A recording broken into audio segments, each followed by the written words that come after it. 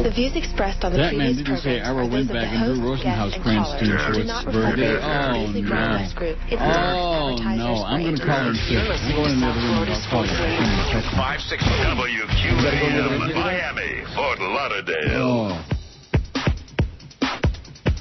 You just don't get it. No, I don't get it. Somebody ought to get it. 560 WQAM presents The Neil Rogers Show. To talk to Neil, dial 567. You got a new twist on that thing you say about if they like it, it's going to suck and it's going to fail.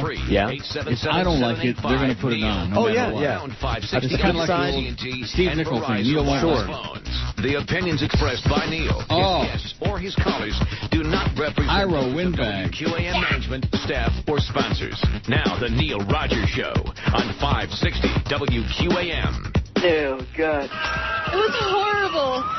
Skinny girls everywhere, and I got hit with a flying weave. The bottles were out of control. God, they were so hungry. They were all just so hungry. It was madness. It was just madness. There are some crazy bitches out here. Oh, there's some crazy bitches all over the place. There's no question about that. Well, so Brittany was here. That sounds a little like the crazed Britney fan, doesn't it? A little bit. Little tiny tatty bit. Obviously, that was a chick. I understand. That's what I'm saying. It's like a chick version of the crazed. Well, at any rate, she did the concert last night. Got another one tonight here. Mm-hmm. And I guess it was just fine from the spy report I got very briefly because they were like, after the concert you go out with your friends and you party and get drunk and whatever like that. Spend a lot of money. Before the concert, after the concert, during the concert. That's right, during the concert. Sure. That's what concerts are all about, isn't it? That's right. Just plastered, getting wasted? You bet. The Dow's down 34 points. And we got another dead celebrity. Oh, Jesus. Who? Natasha Richardson. Oh, You knew it well, already. it's all over the place, yeah. I don't know who she is. You've seen her. She's been in a lot of movies. And what? I don't know. What did I see her in? I don't know. I don't know the movies that you've seen, but if you saw her face or something, you'd go, oh, yeah, that chick. Yeah. She's been in so many things. Tony-winning actress Natasha Richardson died after suffering a head injury during a skiing accident at the age of 45. First it was Sonny Bono, and then who else? It was William Kennedy Smith. Right. The other one. The other Kennedy. Was it? Wasn't William Kennedy Smith the guy that went on trial? Yeah, right. Yeah. One of the other ones. One of the other Kennedy clan? Jess. Died in a skiing accident? Jess. I just don't, the whole thing with the skiing, I just don't get it. I'm sorry. I mean, I know I'm an old fuddy-duddy. I don't understand it. It's fun. Yeah. Going fast is fun. Well, I can go down and get my vet and go get on a highway and go 150 miles an hour if I want to. People That's do fun, that too. too. It's illegal and probably get me killed, but nevertheless. Right, there you go. It's not fun unless you can get killed. Oh, well, she just must have had a lot of fun. That's right, right up until... She was taken off life support early yesterday. Alan Neerod, the L.A.-based publicist for her husband, Liam Neeson, confirmed her death in a written statement. And it goes on with the statement. I don't want to... didn't give details on the cause of death for Richardson, who suffered a head injury when she fell on a beginner's trail during a private ski lesson at the luxury Mont Tremblant ski resort in Quebec. Oh, in Quebec. She was hospitalized Tuesday in Montreal, later flew to a hospital in New York City, Gornish Telfin. Vanessa Redgrave, Richardson's mother, did you know that? Yes. Oh. I thought it was shocking news. No. Arrived in a car with darkened windows, was taken through a gate when she arrived at the Lenox Hill Hospital on Manhattan's Upper East Side around 5 p.m. yesterday. About an hour earlier, Richardson's sister, Jolie, arrived alone, was swarmed by the media. She entered through the back of the hospital by the paparazzi, by these grave robbers. They're just brutal. On Broadway, she won a Tony Award for a performance as Sally Bowles in the 1998 revival of Cabaret. She also appeared in New York in a production of Patrick Marber's Closer. Is that Closer or Closer? I don't Closer. know. You don't? I don't know. God, you're as dumb as I am. As well as 2005 revival of Tennessee Williams' Streetcar Named Desire, in which he played Blanche opposite John C. Reilly's Stanley Kowalski. And it goes on and on. She later co-starred with, what? She played the title character in Paul Schrader's Patty Hearst, and later co-starred with Neeson in Nell, with Mia Farrow in Widow's Peak, and with a preteen Lindsay Lohan in a remake of Parent Trap. I didn't see any of these movies. She was born in London in 1963. Boy, 45 years old, now she's dead. Her screen debut came at the age of 4. Good thing she got an early start because she got an early exit. 45 and she's dead. Skiing accident. I don't understand that whole thing. I don't know. The agony of victory and the thrill of defeat. Is that how it goes? Yeah. Well, people bash their heads just walking across the room, Tripping. There's Dr. Bob. Right? A little slip and fall, hit his head on the sidewalk, and now long since dead. You had a slip and fall yourself, so you can die doing nothing. But I didn't, die. Right. But you could have. I could have, I guess. Broke a bone in my hand, though. In fact, I still got a scar. Sure, you could have broke your skull. I could have broke my skull right there in Amsterdam. That would be a good place to break it. Oh, look at this. Florida Marlins sweetened stadium deal for Miami and Dade County. They're trying really desperately before that vote today. They're really sucking around very heavy duty. And let me tell you this. This shows you how many stupid... it makes me wild. Should elected officials approve the stadium? The Herald is running this poll. Yes, we need a new stadium for the Marlins, 52%. No, it's fiscally irresponsible, 48%. Let's close all the schools down. To hell with education, to hell with the kids. And let's just build all kinds of stadiums and arenas and all kinds of crap. What do you say? All right. Let's get our priorities in order. On the eve of the most important vote in franchise history, the Florida Marlins agreed to crucial contract changes the team hopes will help secure its elusive permanent home in South Florida. Well, pack your salami sandwiches, okay? Get lost.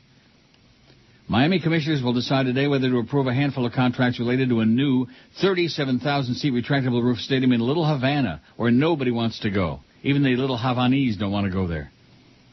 If the vote passes at the city level, the stadium's fate moves to the Dade County Commission, where the team's long-running pursuit of a new facility could be settled on Monday. Ooh, getting really tense, ain't it? Ooh, yeah. Dow's down 26 points. No big deal. No biggie. And Sirius is down to 38 cents. It was all the way up to 40 cents. Now it's 38 and dropping. The most significant contract change would guarantee... I'm going to sneeze in a second. I will. At least I gave you warning.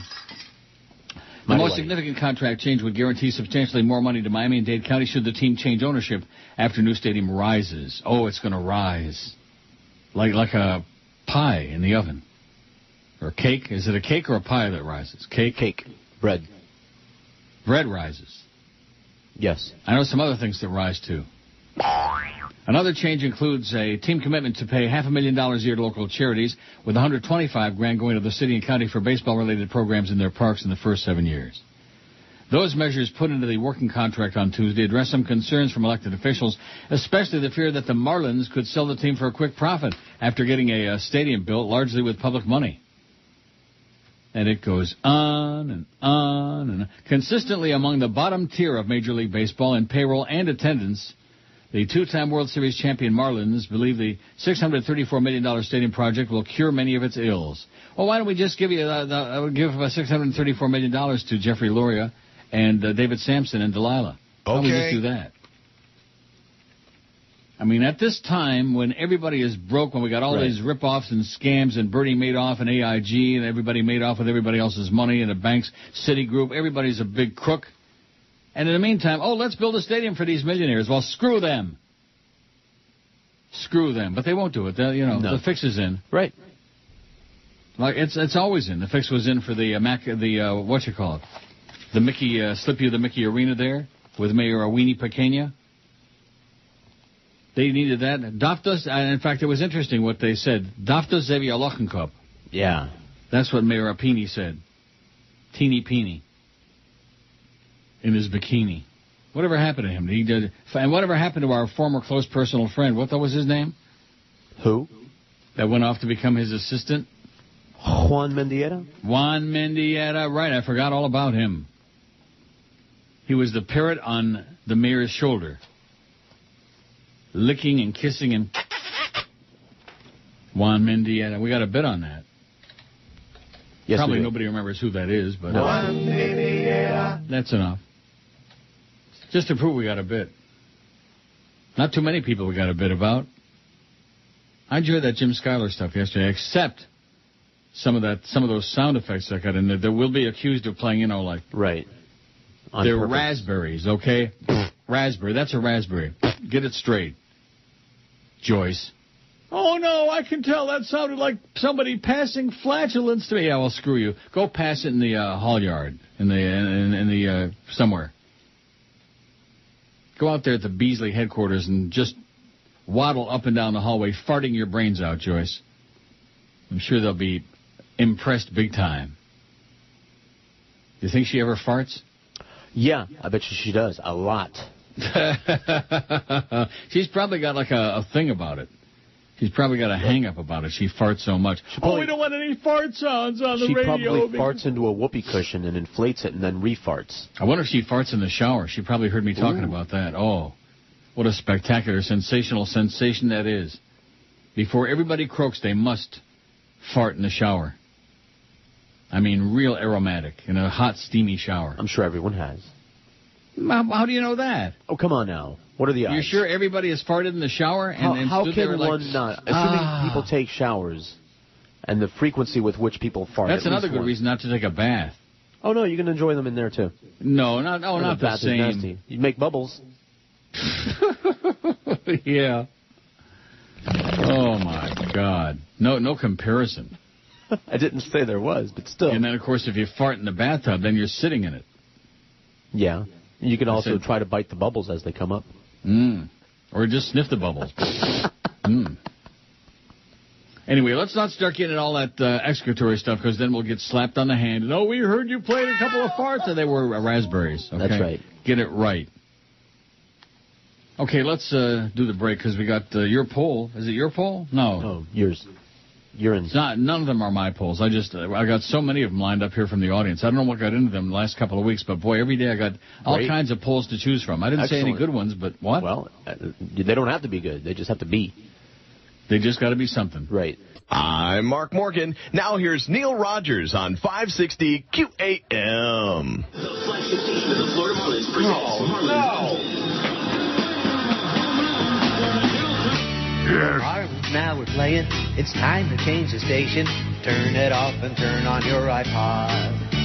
Some stupid sport hole slobs who don't care about their jobs are killing off the audience as ratings drop. I want a baseball bat to break some kneecaps, let your face fall.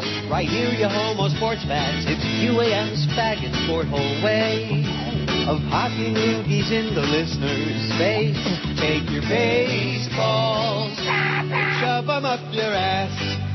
Rectum. They don't care if they diss you. They program for their sisters with their nose embedded deeply in jock straps. They kiss each other's thighs while ogling sport hole guys and murdering the audience for only what they like. It's Marlins baseball. They're raping all our numbers. Marlins baseball. You can't get any dumber. The management here don't give a crap what you think. They're busy dreaming about an athlete's pink, stinking baseball. Enough with all the sports crap. Give me a baseball bat. Smack some sport hole ass. Sport hole ass? I don't think you better ask if we can say that.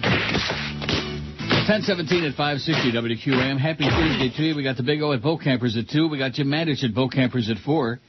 A lot of stuff going on at Boat Campers. Then 7 to midnight, we got college hoops, baby. Oh, yeah, college hoops. Hoops and heat and hoops and hoot and whatever. I got 2 idiotic emails. You surprised? No.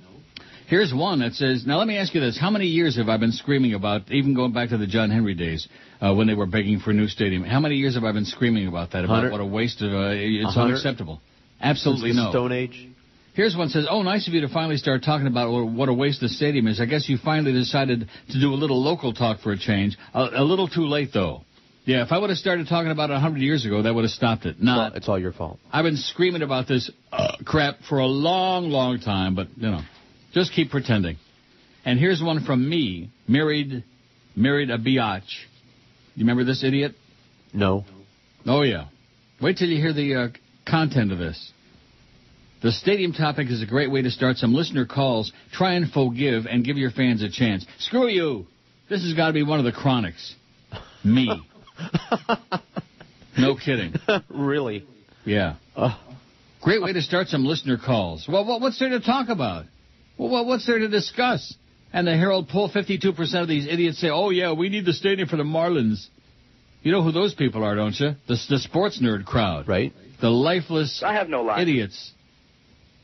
Ball games come first. Everything else is secondary, okay? Screw education, screw the schools, screw the kids, screw anything else. Screw anything that moves. So anyway, there's 2 brilliant emails to get us started today. Oh, nice of you to finally start talking about the stadium thing, yeah. Nobody has screamed and carried on and bellyached and the Gornish Dolphin. Now, why are they sending me this again? Nobody cared about this yesterday.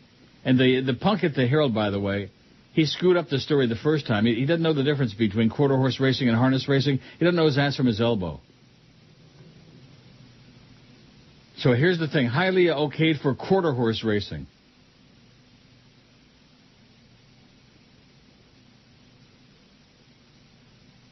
Meanwhile, State Representative Steve Bovo, Republican of Hialeah, is there anything else, has introduced a bill that, if approved by the Florida legislature, could allow Hialeah Park to resume thoroughbred racing in limited form under its quarter horse permit. The bill would permit quarter horse tracks in Florida to hold thoroughbred races for up to 50% of meets races, even when a thoroughbred track within a 50-mile radius is holding a meet and without their authorization. Gulfstream Park and Calder Racecourse are both within 15 miles of Hialeah. But about quarter horses, boy, that's real crap. That's garbage. And believe you me, if any place doesn't need more garbage, but deserves it, it's Hialeah. What a toilet. I lived in Hialeah Lakes way back when. 77, 78. That wasn't too bad. There were good restaurants there, I know that.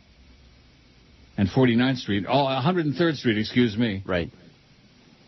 Well, Hialeah is one of the only cities in the world that's got, every street's got 2 different numbers, 2 different names. Oh, they got more like that in this town. They do? Yeah. Like where? 41 right here has got 5 different names. State Road 7? Right. Northwest What 2nd else? Avenue, the Blue Star Memorial Highway. Blue Star Memorial Highway? What the hell is that? Something. I don't know. It's got 5 different names on there. Boy, it's about, why not open the phones up and let's get some input? You're dreaming. You are dreaming. I was just thinking about that this morning while I was sitting on the throne.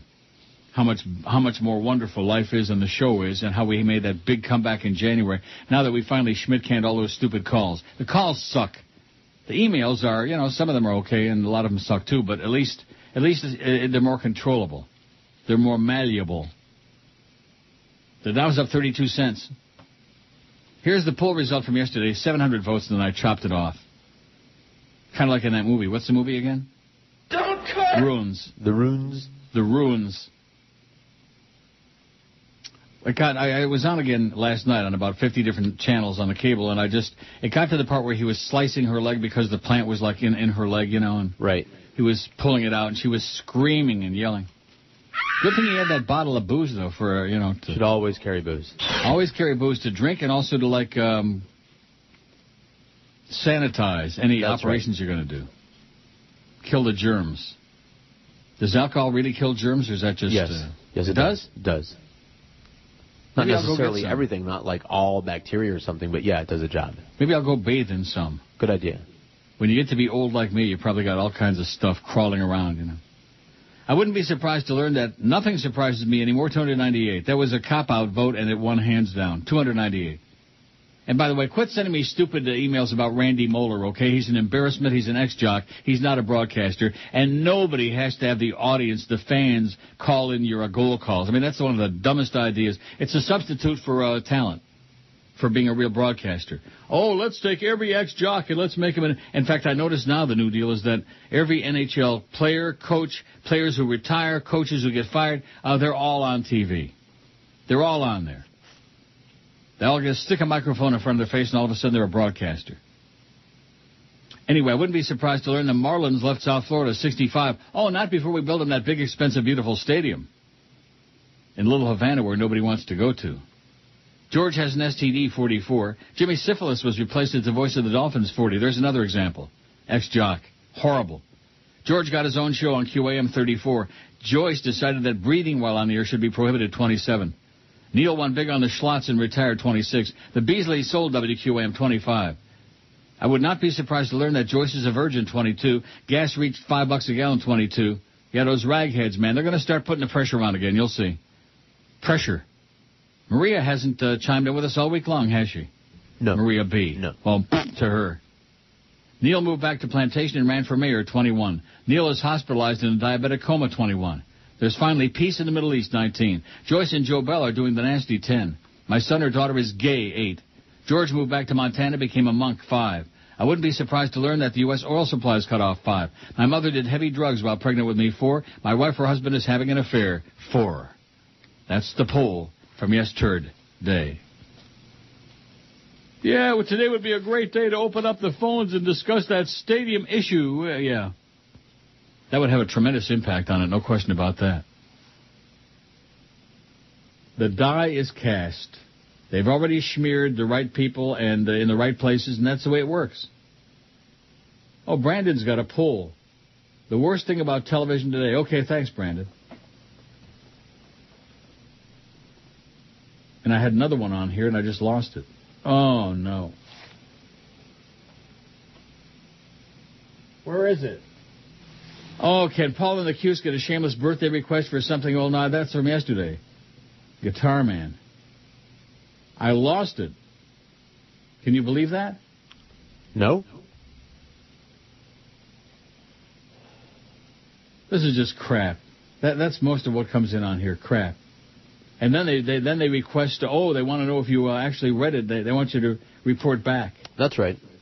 To see if you read their crap. Oh, my God. Anyway, moving along. Yoshi Schmendrick says, Joe Rose must be licking his chops. He says, I can't believe that South Florida Talk Radio is run by children. These idiots across the street talk a big game, but other than the bastard, they got nothing. And Jolly Joe and Clarence, they're too busy with the ball games, the Canes, Shaq. GD, I'm pissed off, says Yoshi Schmendrick. 790 wanted to know if Kenny Walker was still available. Think about it. Kenny, Sedano, girl to be named, and also Zaslow, great morning show. They don't even have a morning show on their website. They haven't figured it out yet. So from 6 to 10, I guess they're off the air. Oh, Neil! You're listening to Neil Rogers. Well, here we go again. On South Florida Sports Leader, 560 QAM. Neil Rogers got. Real American A-holes. Real American A-holes.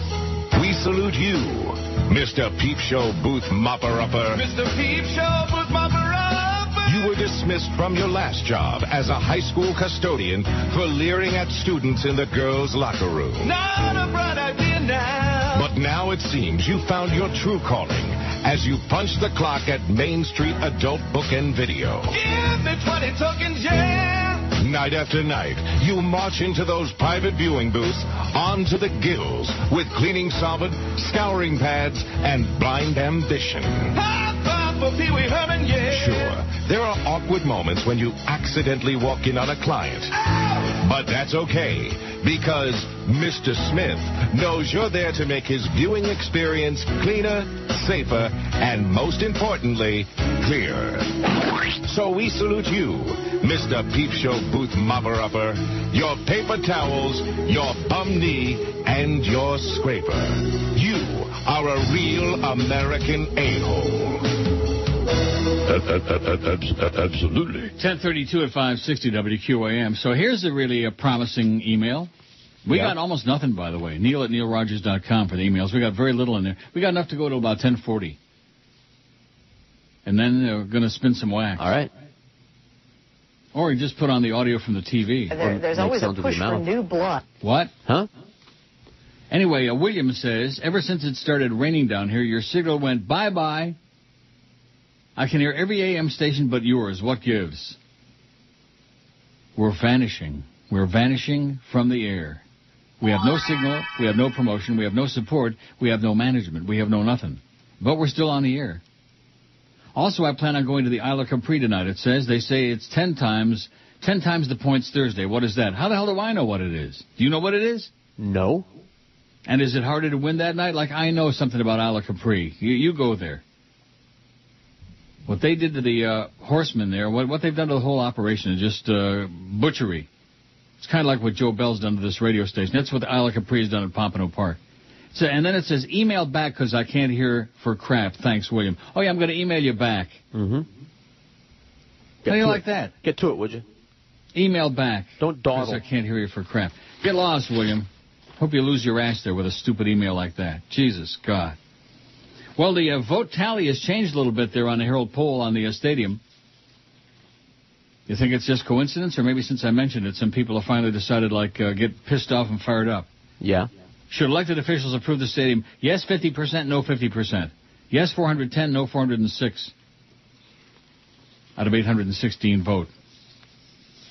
And those 410 people who say, oh, yes, we need a new stadium for the Marlins, those people ought to be shot. They ought to be lined up right on Brickell Avenue and shot. Put it on Channel 7 hysterical news. God. Oh, and somebody also gave me a bunch of crap about, that thing yesterday, if you would go to Snopes.com, and that thing about the chick on Who Wants to Be a Millionaire. Yeah. So who cares whether it was real or not? I thought it was amusing. It was cute. Yeah, it was cute as hell. Oh, no, you got to go to Snopes.com. I think you're losing it, old man. Yeah, screw you. Oh, no, another death. Somebody you wouldn't know. In fact, somebody I know only because I'm an old goat. An old goat. In fact, a lot of these emailers, that's what they want to do. They want to get my... Goat? Right.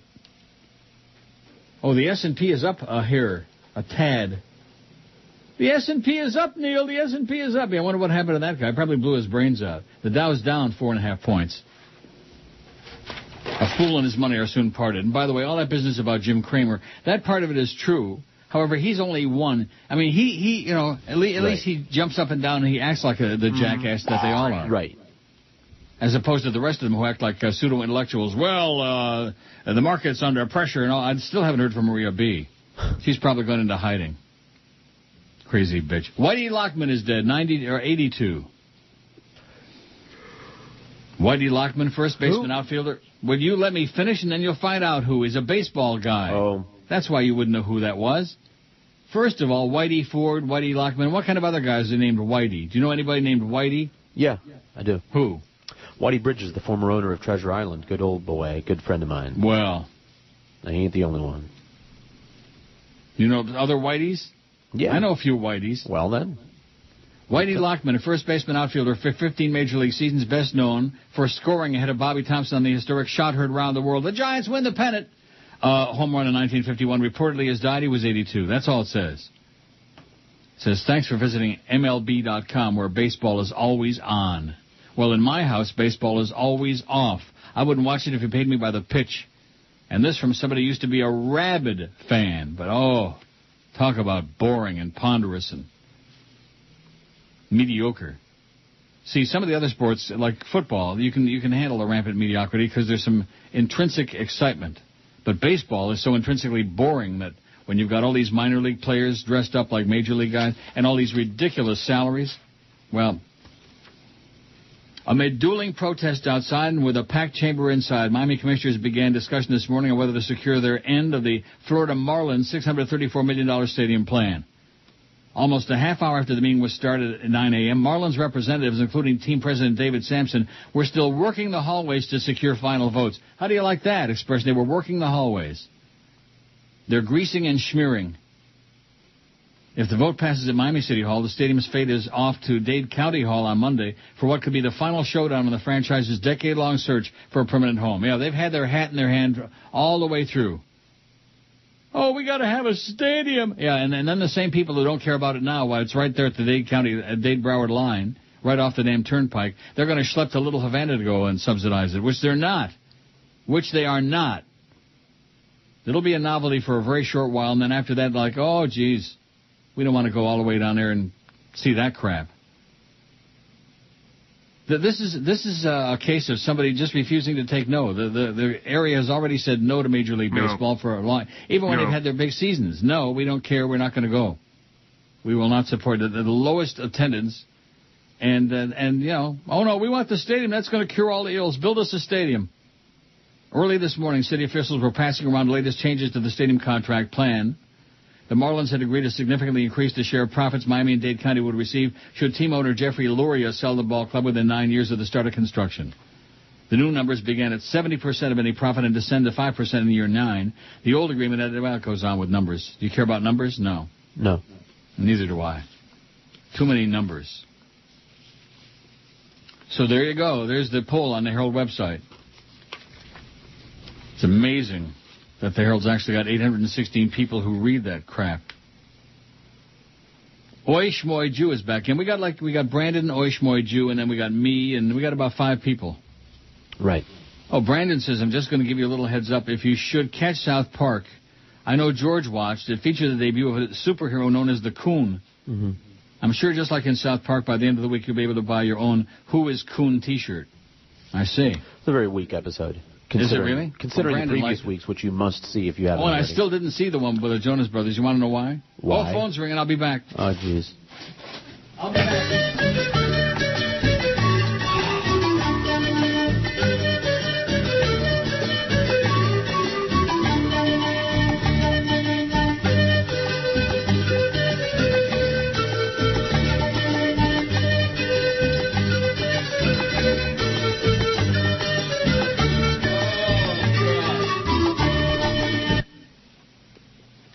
More automated spam calls. This is Natalie in the yada, yada, yada. This is a big scam about auto insurance, and they don't even have a car that you own. It's just a scam. You know that deal? Have you gotten those calls? Yep.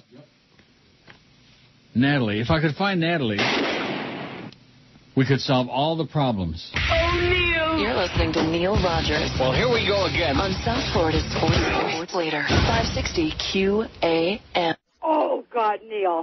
Do you have to take your daughters to see the new Jonas Brothers movie? Oh, my God, the Jonas Brothers! You need the Jonas Brothers Movie Survival Kit. Each survival kit comes with a sleep mask so you don't have to watch, earplugs so you don't have to hear, and a cyanide capsule just in case the mask and plugs don't work. Oh, my God, the Jonas Brothers! The Jonas Brothers Movie Survival Kit. You can make it. The film is only 76 minutes long. Oh, my God, the Jonas Brothers! Give me those earplugs. Oh, my God, the Jonas Brothers! And the cyanide. Oh, my God! The Jonas Brothers! The Jonas Brothers 3D Concert Experience Survival Kit. It's too late for me. Save yourselves. So do you think the signal has really, vanished entirely? We've been working in that direction for quite some time now. Well, success then. All right, let's hear it. Oh! We've been feverishly trying to, make the entire signal vanish from the radio dial on 560, and I think we've got it today based on William's email. Although that's the only one. Wouldn't you think if people were, having an extraordinarily difficult time hearing? Well, we'll see. We'll see what? We'll see what other people say. If it's here's bad. the poll. And somebody gives me a song to dance about, where's the option for this place sucks, I can't wait to leave. It's not that kind of a poll, okay?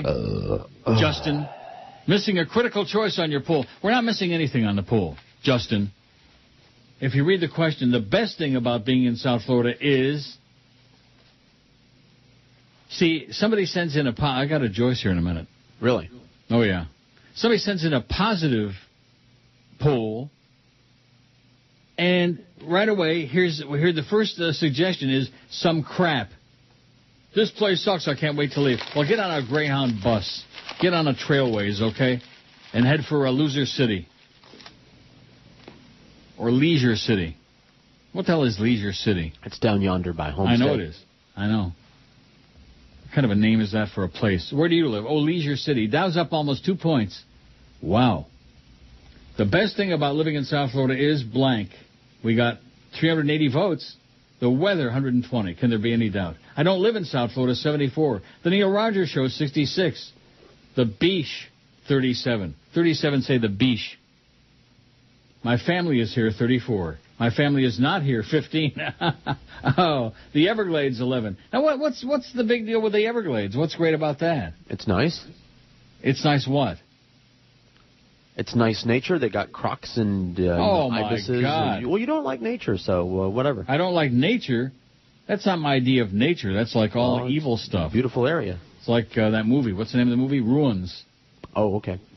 The diverse culture, 9. The food, 6. The sports teams, 5. The job opportunities, 3. And the shopping, none. The shopping, none, 0. How do you like that? Fred in Boca says the state wants to tax porn to help balance the budget. We should have a protest. It would be a gas. Can you imagine some of the signs? Yeah, it'd be a real gas, Fred. Get a life. Oh, my God. Wow. Brandon says, I'd believe it if your signal went out completely. The weather isn't overly bad, but the power has been flickering here all morning. It's Florida Flicker and Loot. How do you like that? Wow. The Dow's down 4.5 points. Yeah, somebody and his friends went out and got plastered after the concert last night. I guess that's what you do after you go to a concert. You go out and get plowed. Sure, generally speaking. Well, not if it's on a weekday and you're a working person. Oh, what if it's on a weekday and you're not a working person? Well, and if you're a sleeping person? Then you party on someone else's dime. Oh, I see. Oh, good. I sure hope so. Dade City. Here's a really, thank you, Brandon, for this bizarre story. It all started about 7 p.m. Tuesday, authorities said, when a mother looked outside and saw her 19-year-old son masturbating in the backyard. The mother yelled. The son, Antoine L. Granberry, 19, walked around to the front of the house on 13th Street in Dade City, rang the doorbell, according to Dade City police report. The mother answered, began cursing and yelling at Granberry, who then punched his mother in the face. Granberry, who's listed as unemployed, was arrested on a domestic battery charge, being held in the Land O'Lakes jail in lieu of $500 bail. Punched Mama in the puss. How about that? And why was he doing this deed in the backyard? I'm a little maybe the bathroom was that. full. Maybe he doesn't have a bedroom. How about that? Yeah. Or maybe he just enjoys the outdoors. Maybe he's one of those nature people you were just talking about. Right. He was trying to get close to nature. Sure. It's fun to do that outside sometimes. Is it? You bet. So the city commission is, I'm going to keep checking that Herald website because I'm sure nobody's going to come running in there with any news on it. They don't even know we're on the air. In fact, I'm not so sure we are, to be honest with you. No, nothing new. I'm going to keep checking that Herald website because I know damn well that if something happens, the Herald will be right there with their 4 employees, right? Right. No emails. Nothing new. Neil at neilrogers.com. I think this is the day, this is the turning point in our lives. Do you know what I mean by that? No. I don't either. Okay. Oh, today is Thursday, though. We got our 50% off Neil deal at noon. We actually have one this week, and we got one for next week, too. How do you like that, huh? All right. Put that in your pipe and smoke it, Josh Friedman, you fat tub of garbage. See, I'm getting suckered into this crap just like the other people on this station. I'm starting to pay attention to them across the street, which up until recently, I ignored them. I don't care. But what do we care about them?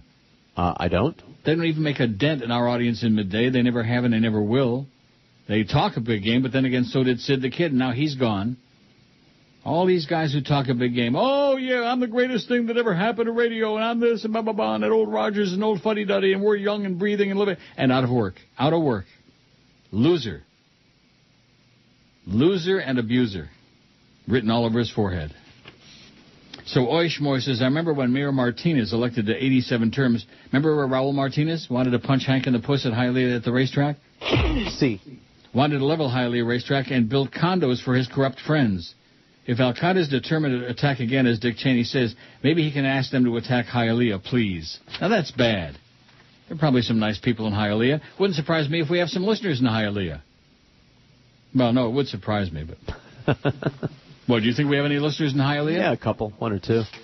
I'm trying to remember if we ever get any emails from anybody, any chronics or whatever's in Hialeah. I don't think so. Now, it's just coming up very soon on 11 o'clock. And I'm looking to see if there's any emails I haven't gone through here yet. What do you think the answer is? No. I mean, I've got a bunch of stuff here, but it's, bedtime stories. And these people are run. Either the signal is unlistenable and we have nobody listening now, or they just have nothing to say. Both. The Dow's down 16 points. Morbid and depressing. Maybe they're still hungover from St. Paddy's Day, all those drunken Irishmen. Sun is shining here, man. It's beauteous. It's absolutely beautiful. I know your audience is mostly old folks, says this chronic complainer, but how about the nightlife or the women for the pool? Also, the landscape is the nicest in the world. What landscape? I don't know. The flat This is somebody who's never been north of Broward County, obviously, the landscape. I don't know what he's talking about. The nightlife or the women? Okay, add them on there. Nightlife and the women. Hey. Always with a hussy, with a shtuch, as you would say. Gold, guns, and whiskey. Start buying now before the dollar is worthless, says Bob. Okay. Gold, guns, and whiskey. Here's one from the fake fatso Rush Limbaugh. What I like most about living in South Florida is the low taxes. Can I save even more if I move up there? Maybe we could be roomies. That would be a riot. Love Fatso. Yeah. Ha ha. Keep them coming. Keep all these dumb, idiotic things coming. Wow. Show is canceled today due to lack of interest. Where's the love? Where is it? Now I'm going to have to play that. Well, all they care about right now is, AIG and college hoops. Hoops indeed. That's right. You got your card? You got your... nobody passed the brackets out. Whoever is supposed to be doing that here at the radio station, I think today or tomorrow or something this week is the last chance for that. And so whoever is in charge of that, I think it's supposed to be Cope, hasn't put anything in anyone's box that I know of. Yeah, well, why not? I don't know. How are you going to win some money? Didn't you win some money on this once upon a time? Yeah, 2 years ago. I got in. Based on what? Just based on... Based on common sense. They put the rankings and everything right there. Go Gators. Well, I'll tell you. Not this year. It's really sad. Now I know why they're not going to buy you that car. Right. Because they never meant to? No, you rip and tear and all the sports nerd stuff, boy, but if you got a chance to make a couple of easy bucks. Yeah, what's your point? My point is more power to you.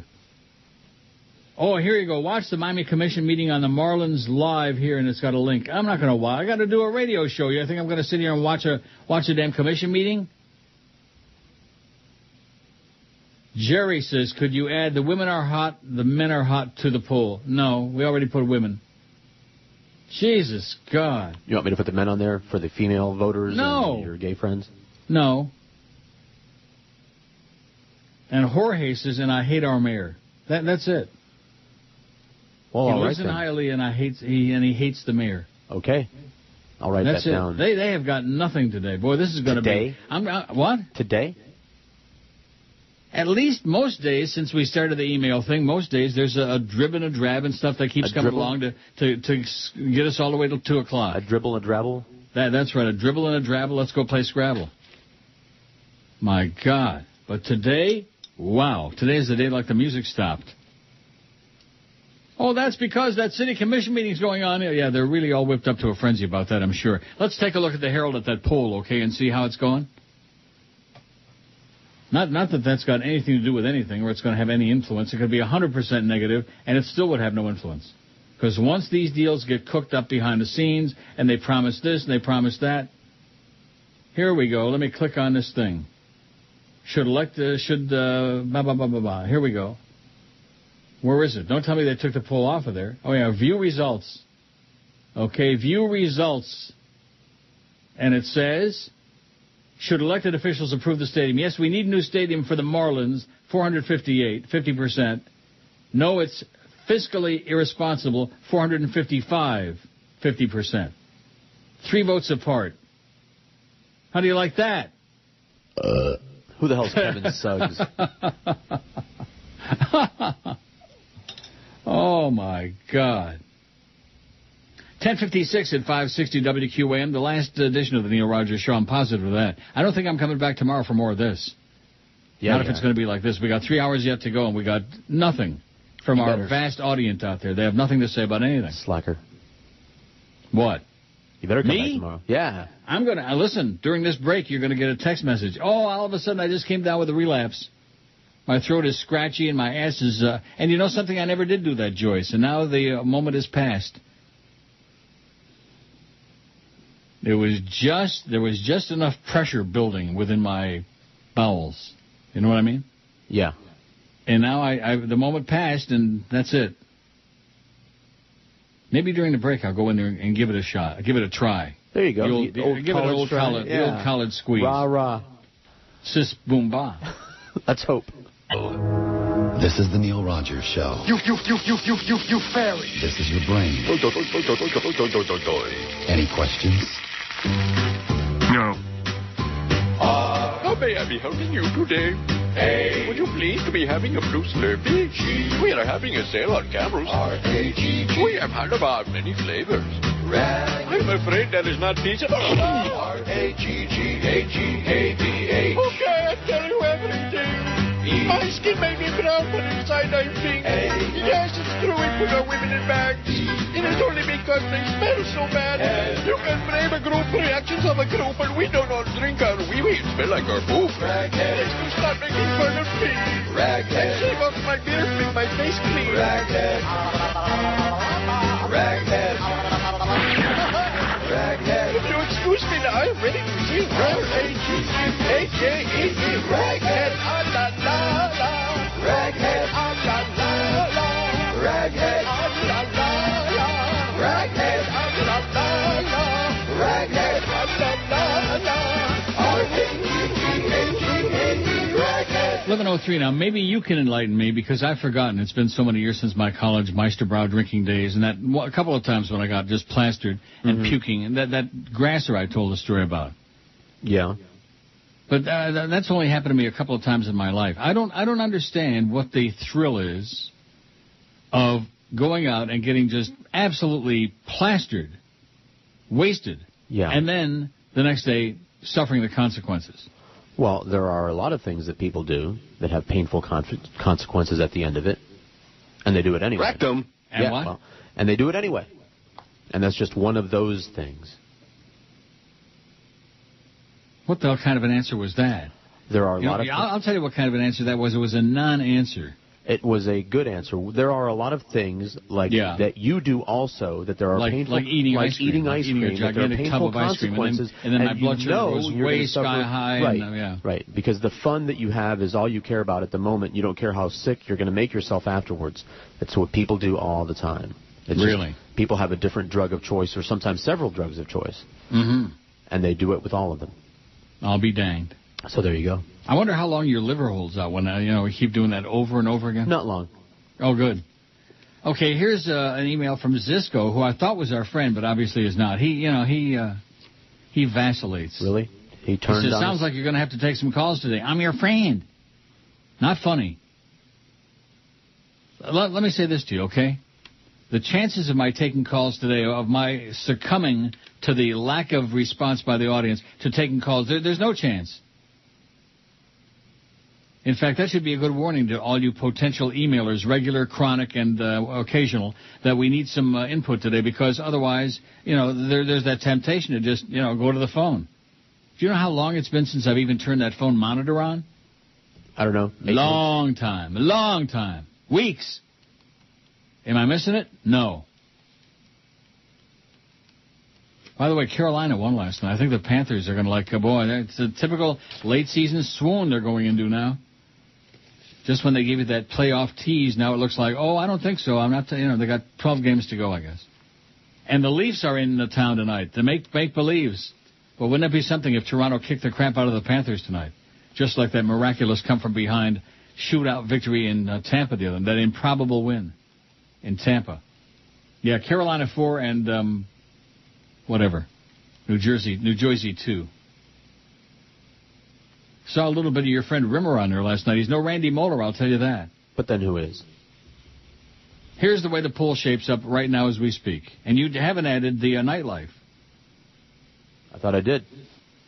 I don't see it. Well, do you see it? No. If you see it, point me in the right direction. Over there. Yeah. Oh, yeah, there's some nightlife. There's some day life, some gay life. Well, there's a lot of that here, I'll tell you. Wow. And the women, see, I used to think people made that up. But it's true that Canadian women, there's a lot of beautiful women here, don't get me wrong, but the middle-aged and older women, there are an awful lot of really dykey women. And you want to know why? Why? Because they're probably dykes. Coincidence? No. But there really are. There are a lot of very butch, dykey women in Canada. It's kind of a British thing, I guess. They can't cut that damn umbilical cord. The best thing about living in South Florida is the weather, 137. Can there be any doubt about it? I don't live in South Florida, 80. The Neil Rogers Show, 73. On those days when the wind is blowing in the right direction, we can hear the signal. The best thing about living in South Florida is my family is here, 38. The beach, 38. My family isn't here, 16. The Everglades, 11. I still don't understand that.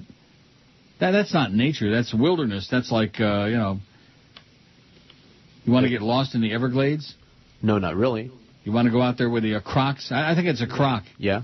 The diverse culture, 9. The food, 6. The diverse culture, see, that's another fantasy. I don't want to, turn negative on this very positive poll. Diverse culture is nonsense.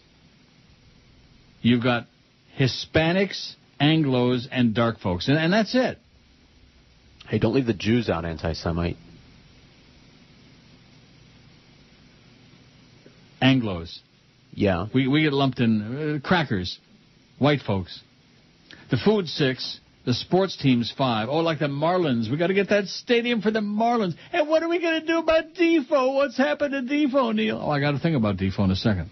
A joke.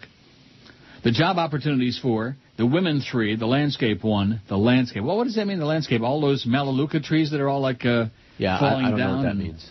Huh? I don't know what that means. All those chopped up Melaleuca trees that are like taking up a lot of space in empty lots that are all the bark is peeled off and the shopping, none. I guess our crowd don't shop at the Sawgrass. Or what was that other mall that they were raving about the other day where all the tea room perverts go? What was it? Dolphin Mall? Dolphin Mall, that's the one. Remember that? Yeah. The Dolphin Mall. Well, what's the big simus with the Dolphin Mall? Maybe somebody can explain. And by the way, I was right about no listeners in Hialeah. You think I've had one email since I made that comment? That was like half an hour ago. No. Have we had one email from anybody in Hialeah? No, we don't have anybody there. Oh, but a whole bunch of emails now. Wow. Yeah.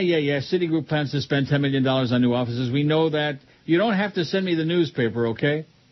Joe says, next time, please use your tongue to put in the light bulb socket to test if the power's completely off. Thank you, Joe. Oh, this is from Joe Bell.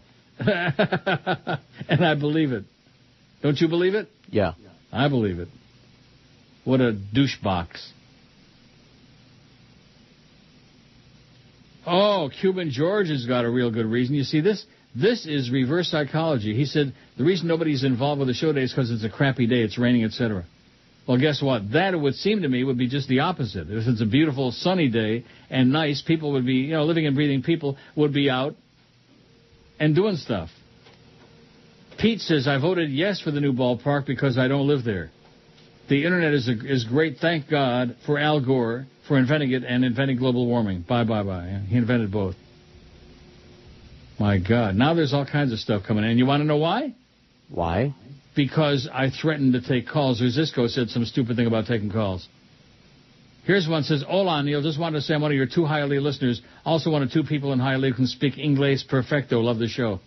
Eric, the Hialeah surveyor. P.S. My job keeps cutting hours. Maybe I should start dealing drugs or killing for cash. Yo, George, need hash? Just holla.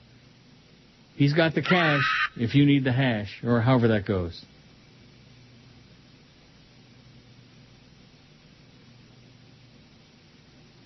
Oh, my God. What is this all about? About the first race at Gulfstream today? That's tomorrow's our pick-a-pony thing. And you know something? I don't have anything on that either from, what's his name, Steve Sloan.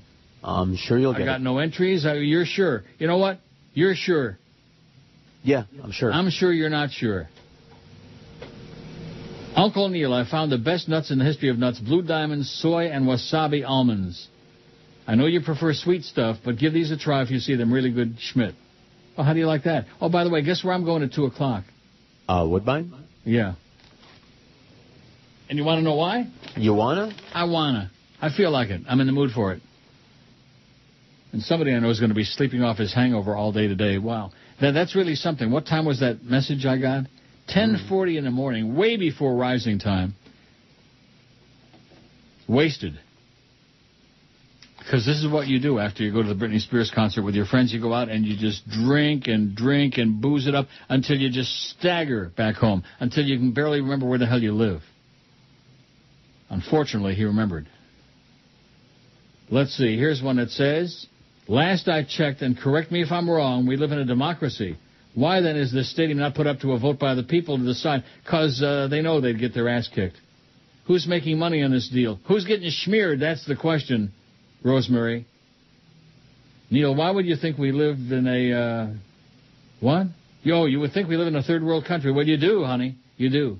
One more thing. My husband works as a retail manager, and if he doesn't meet the goals of the year, guess what? He gets no bonus. Maybe he should work for AIG. I don't know why everybody's so surprised that, there's all this corruption and everybody's a big crook. Why are they surprised at that? Because they're stupid. And if they offered you a bonus like $1 million or 1.7 million, something like that, what would you say? Oh, no, I don't want to take that. The company lost money. Oh, no, what? I don't deserve it. Yeah, no, I don't want it. I mean, I'm not justifying this rape of the public and this grotesque insanity, but nevertheless, if somebody offers most people a chance to be dishonest and to take a bunch of crap, they'll take the crap. This is the most disgusting program. I urge everyone to complain to this station. That's my opinion. I'm Mike Disney. What I got here is a new dance. Some people call it a barn dance. I call it a dirty square dance. Up with the petticoat, down with the pants, in with the pecker, everybody dance. Okay. Yeah. I was going to say. Well, I guess. I hit the button, did you? No. Oh. Let me hit it again, just to be sure. Hit it again, Sam. Oh. Well, I forgot that was in there. I thought it was amusing. I thought it was It is amusing. Right. We can't talk about chickens anymore. No. We just can't play that. Well, that was bad. But here's something. I'm glad that I had to end that. You want to know why? Why?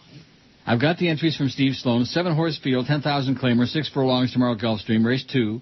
And the 5-horse, when you hear the name of this horse, you are going to plots. Okay. Rejoice Joyce.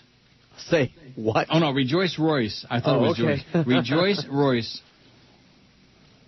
Is that incredible or what? Very cute. Is that an omen? Yeah, maybe. And this horse has got a legitimate shot in here, I believe. Turning back from a mile to 6 furlongs. And these are 4-year-olds and up. This is the only 6-year-old. These are horses which have never won 2 races. And this one had a pretty good second at Gulfstream back on February 13. Who's D. Koa? That must be akin to Abar Koa.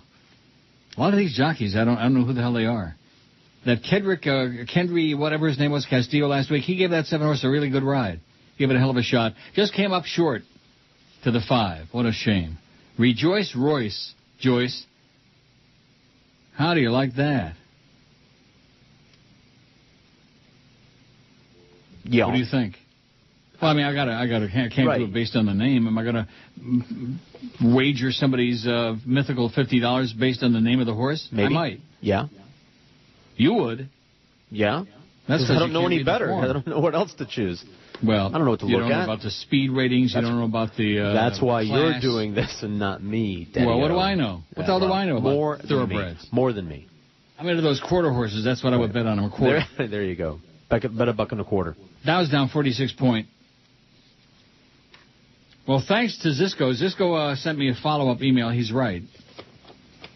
He said that because where the hell is it? It's in here somewhere. I got a pile of crap all of a sudden. And you want to know why? He said, my reverse psychology worked. Fear of calls got you your emails. I guess I'm the best friend you have. You're welcome. Thank you, Zisco. Thank you, Z-Man.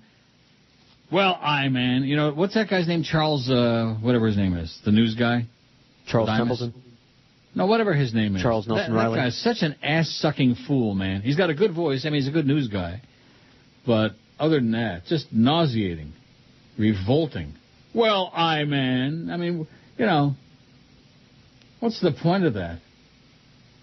Here's one from Chef Sparky, who's across the street, by the way. Neil, I've been listening a little to the La Bastard show to see what the fuss is all about. From what I can gather, he basically is doing a Paul and Ron type act in the afternoon. He blends in some sports, but even in the interviews with athletes, the talk is generally anything but sports. He's definitely as entertaining as I found myself laughing out loud more than once. Yeah, this is from across the street. Yeah. However, my original critique of that show was that La Bastard and Stu Gatz sound like whiny little bitch school kids, and this is what I can't tolerate for too long. This kind of like George. Free Mad Dog, let him expand his repertoire, it says. Yeah, free the Mad Dog. Let's have everybody like the Sri Lankans, the Tamil Tiger opponents. I don't know. I can't figure it out. The Tamil Tigers are a bunch of lunatic terrorists who invented the whole suicide bombing concept. And like the article said yesterday, They've killed more people with suicide bombs than Al-Qaeda and Hamas and all the other terrorist organizations combined, the Tamil Tigers. So that's why we had on Monday here 40,000 Sri Lankans demonstrating in the streets, closing down streets, blocking off traffic, being a general pain in the ass. What the hell are we going to do about it, huh? Everybody wants somebody to take care of their grievances, their problems. What are we going to do about it? You going to do something about it, about the Tamil Tigers? Yeah, I'm going to smoke a bowl. Yeah, well, you do that about anything. That generally seems to solve the problem. It's like going out and getting plastered after the Britney Spears concert. Same thing. I mean, that's probably why I'm still alive. I was just never a big drinker. I was just never a big get blitzed and stagger around and try to find my way home. I think of that guy that lived right next door to me that I told you used to, the drug dealer. Up there on Sunrise. Yeah. He used to live right next door to me. He would come staggering. He would aim the key to his front door at the lock. He would aim it. And then he would take about a half a dozen aim before he could finally stick it in there, and the key too. Well, let's see. Should elected officials approve the stadium? It's still 50-50. 495 say, oh, yeah, we need a new stadium for the Marlins. No, it's physically irresponsible. Oh, 496. But it's still 50-50 out of the first 991 votes on the Herald website.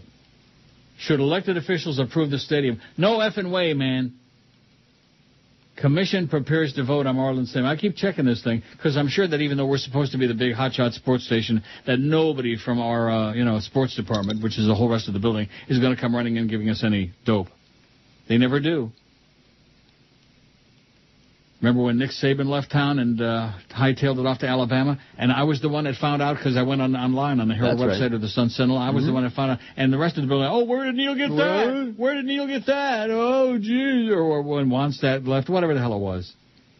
Just go online and get some information, that's all. Or depend on the QAM news department. I still can't. I can't get over that. When we were at the Paxton IOD, and I turned on this station, and it was the top of the hour, and I was thinking maybe they were going to do some real news, and they did have what they called news, but it was a sports update. Yeah, what'd you expect? And I thought to myself, these people are sick. It was like the day of 9/11, which I think was 9/11, wasn't it? 2001, 9/11, and Geldy's on there. Oh, what are we going to talk about, buildings falling down? Well, what's that bit? Chicken Neck will tell you, whatever that bit is, where Geldy says, what are we going to talk about, building? We're here to talk about sports. You know the one I'm talking about? Yes, I do. He'll tell us. And that was his real take on it, Geldy, being the simpleton that he is. What are we going to say? I mean, this building's falling down. What? Not just his take on it. No, but he's the one that was dumb enough to say it on the air. Right. Boca Pete says, I'm one of your most loyal listeners who grew up in Hialeah. Does that count? No. Thanks anyway, Pete, but no. Hialeah Pete. He's in Boca now. Well, he's hitting all the high spots. You know, people would always ask me, have you gone to such and such a restaurant in Boca?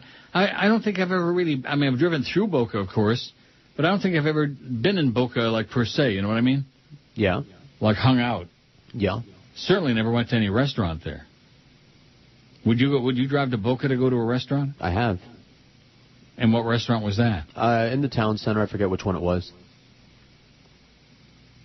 What the name of it was. It was a while ago. And I'll be damned. Went to a concert there also a while ago. Meisner Park? Yep. Really? Yeah, I'm not going to do it again because as soon as Did you see Britney Spears? No. Did you go out and get plastered afterward and just, crawl on your... During the concert, I got plastered. No. How do you do that? Well, you bring a cooler full of beer, and then you drink it. And they let you do that? Yeah. But then they make everyone leave right after the concert, so it's like, dude, I just got drunk. So they can puke outside. So they can clean up for all the antiseptic blue noses the next day. So in other words, you're saying that those of us who are not into getting drunk and puking our guts out are antiseptic blue nose a-holes? That's you. There you are. They're butt plugs. That's me. I'm a butt plug. I'm a party pooper. Remember Mr. Poopers? Yep. Then there's always Anderson Pooper. Caca, poop.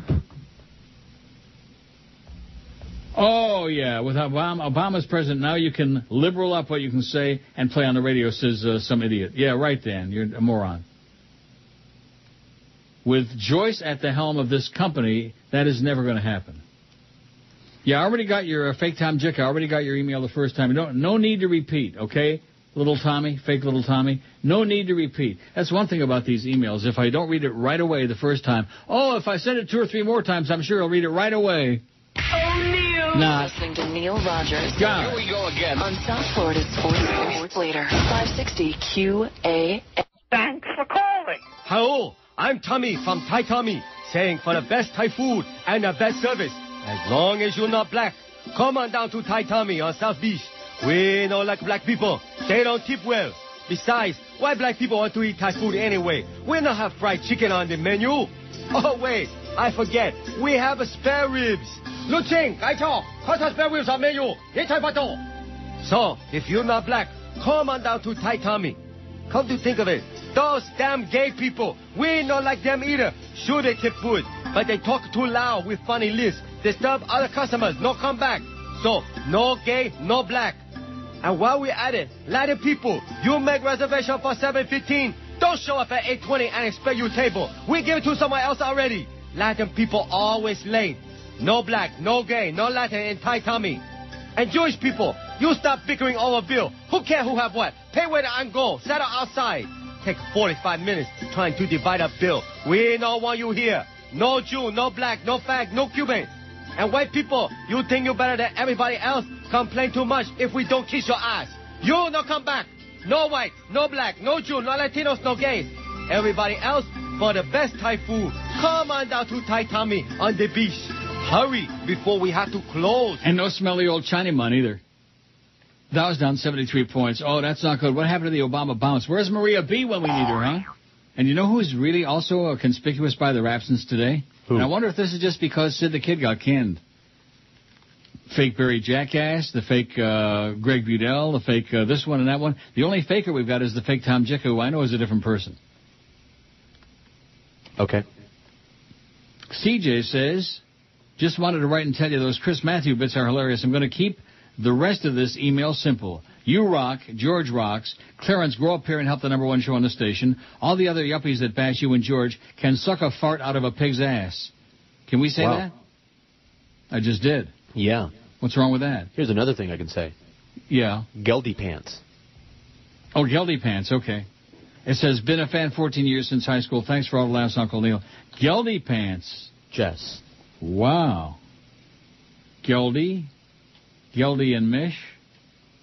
Oh, 2 different words, Geldy pants. Welcome to the I say put them all on steroids, yeah. It makes them big and sweaty. I know I speak on behalf of all sport holes by saying the sweatier, the better. Well, yeah, sure, there's death and carnage in the Middle East, and I'm a Jew, but who cares? It's not a sports-related matter, right, Clarence? Huh? And this being the 15th anniversary of 9/11, I'm proud to say that I was right here on the air, keeping all of you updated on the hurricanes. And besides all that, what's happening with Barry Bonds is a shame. Even worse than what happened to Ward Bond, or Gary in the U.S. Bonds. Yeah, you know, James Bond. Well, and his face can use some Bondo. How's come the women call this show? Huh? I'm married, you know. Despite my love-hate relationship with Mo. Poor Mo. At least he ain't got no hungry mouths to feed. Good thing his family ain't got nothing to do with him. With you? Well, I don't blame his wife for leaving. I would leave him, too. And you know, and another thing. All right, knock it off, Buster. Get out of here. Never mind that. I don't like nobody making fun of my family, see? Oh, yeah? How do you keep all those people out of the zoo? Who are you? And another thing. Oh, no. It's happening again. What? Every time I get excited, it's like the Hulk, you know. What is it? It's Mr. Pillow Pants. Ow! I hate you, Mr. Pillow Pants.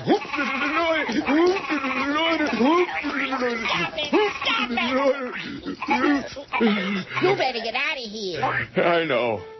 Now he's stopped now. It's time for me to walk away slowly and very steadily. Very sad.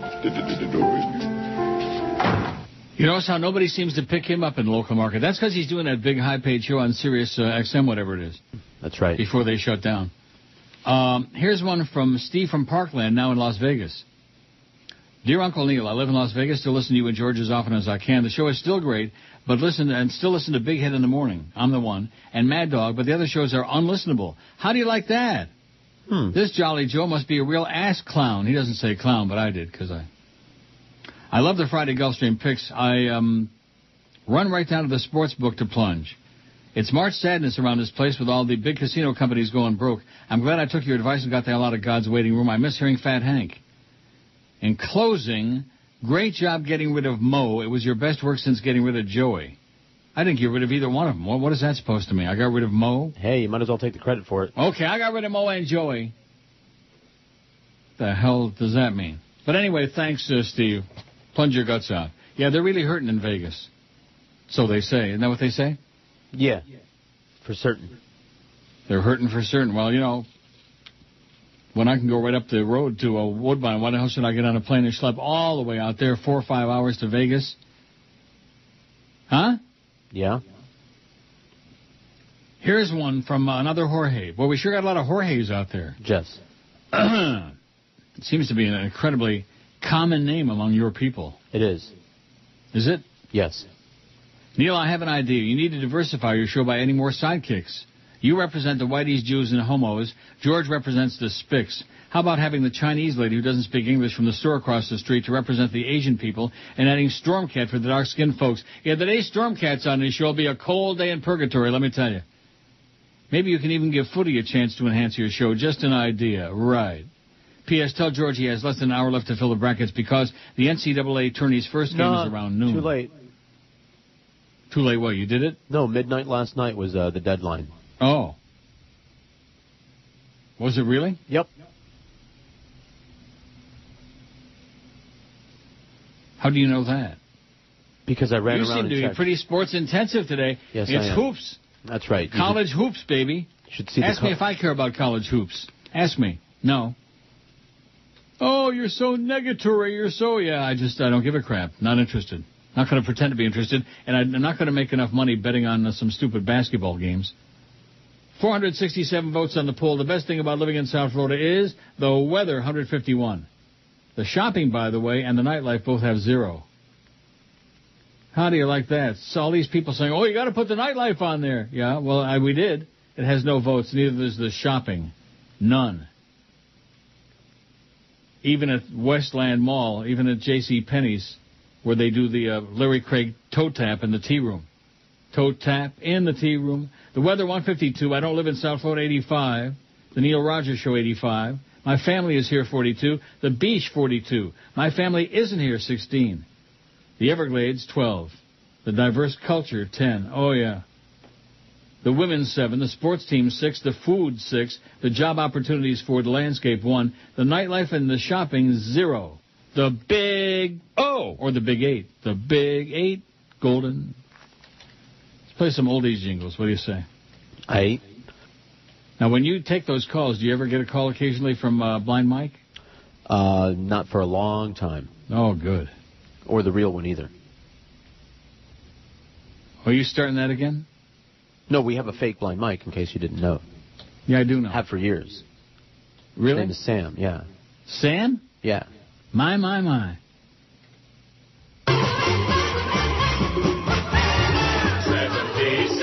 Oh, I don't want that. How come I can't find that, the big... Is it under CKLW maybe? I doubt it.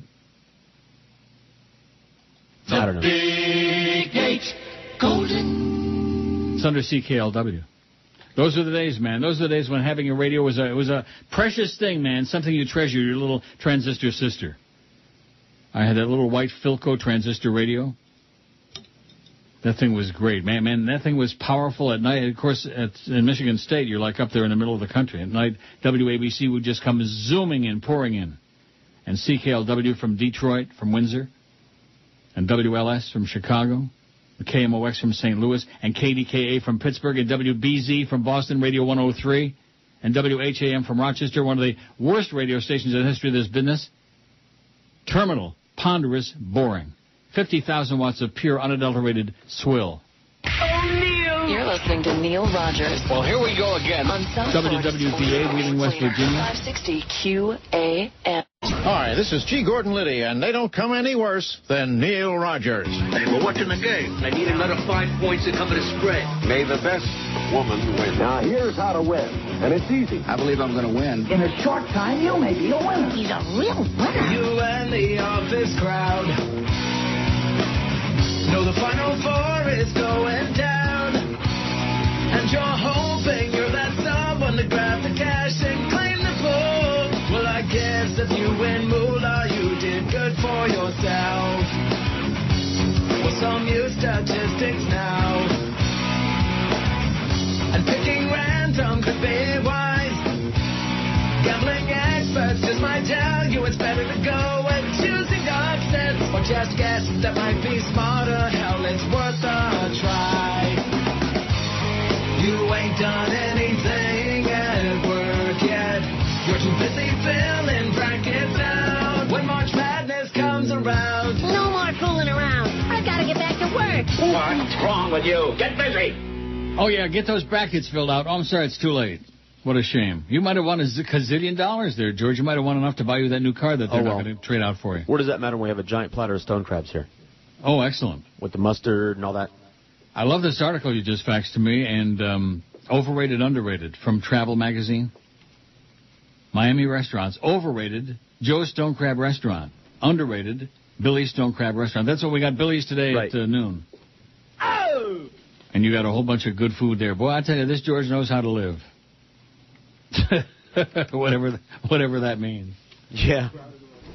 He knows how to live, he just can't afford to do it. But right. I used to be able to afford to do it.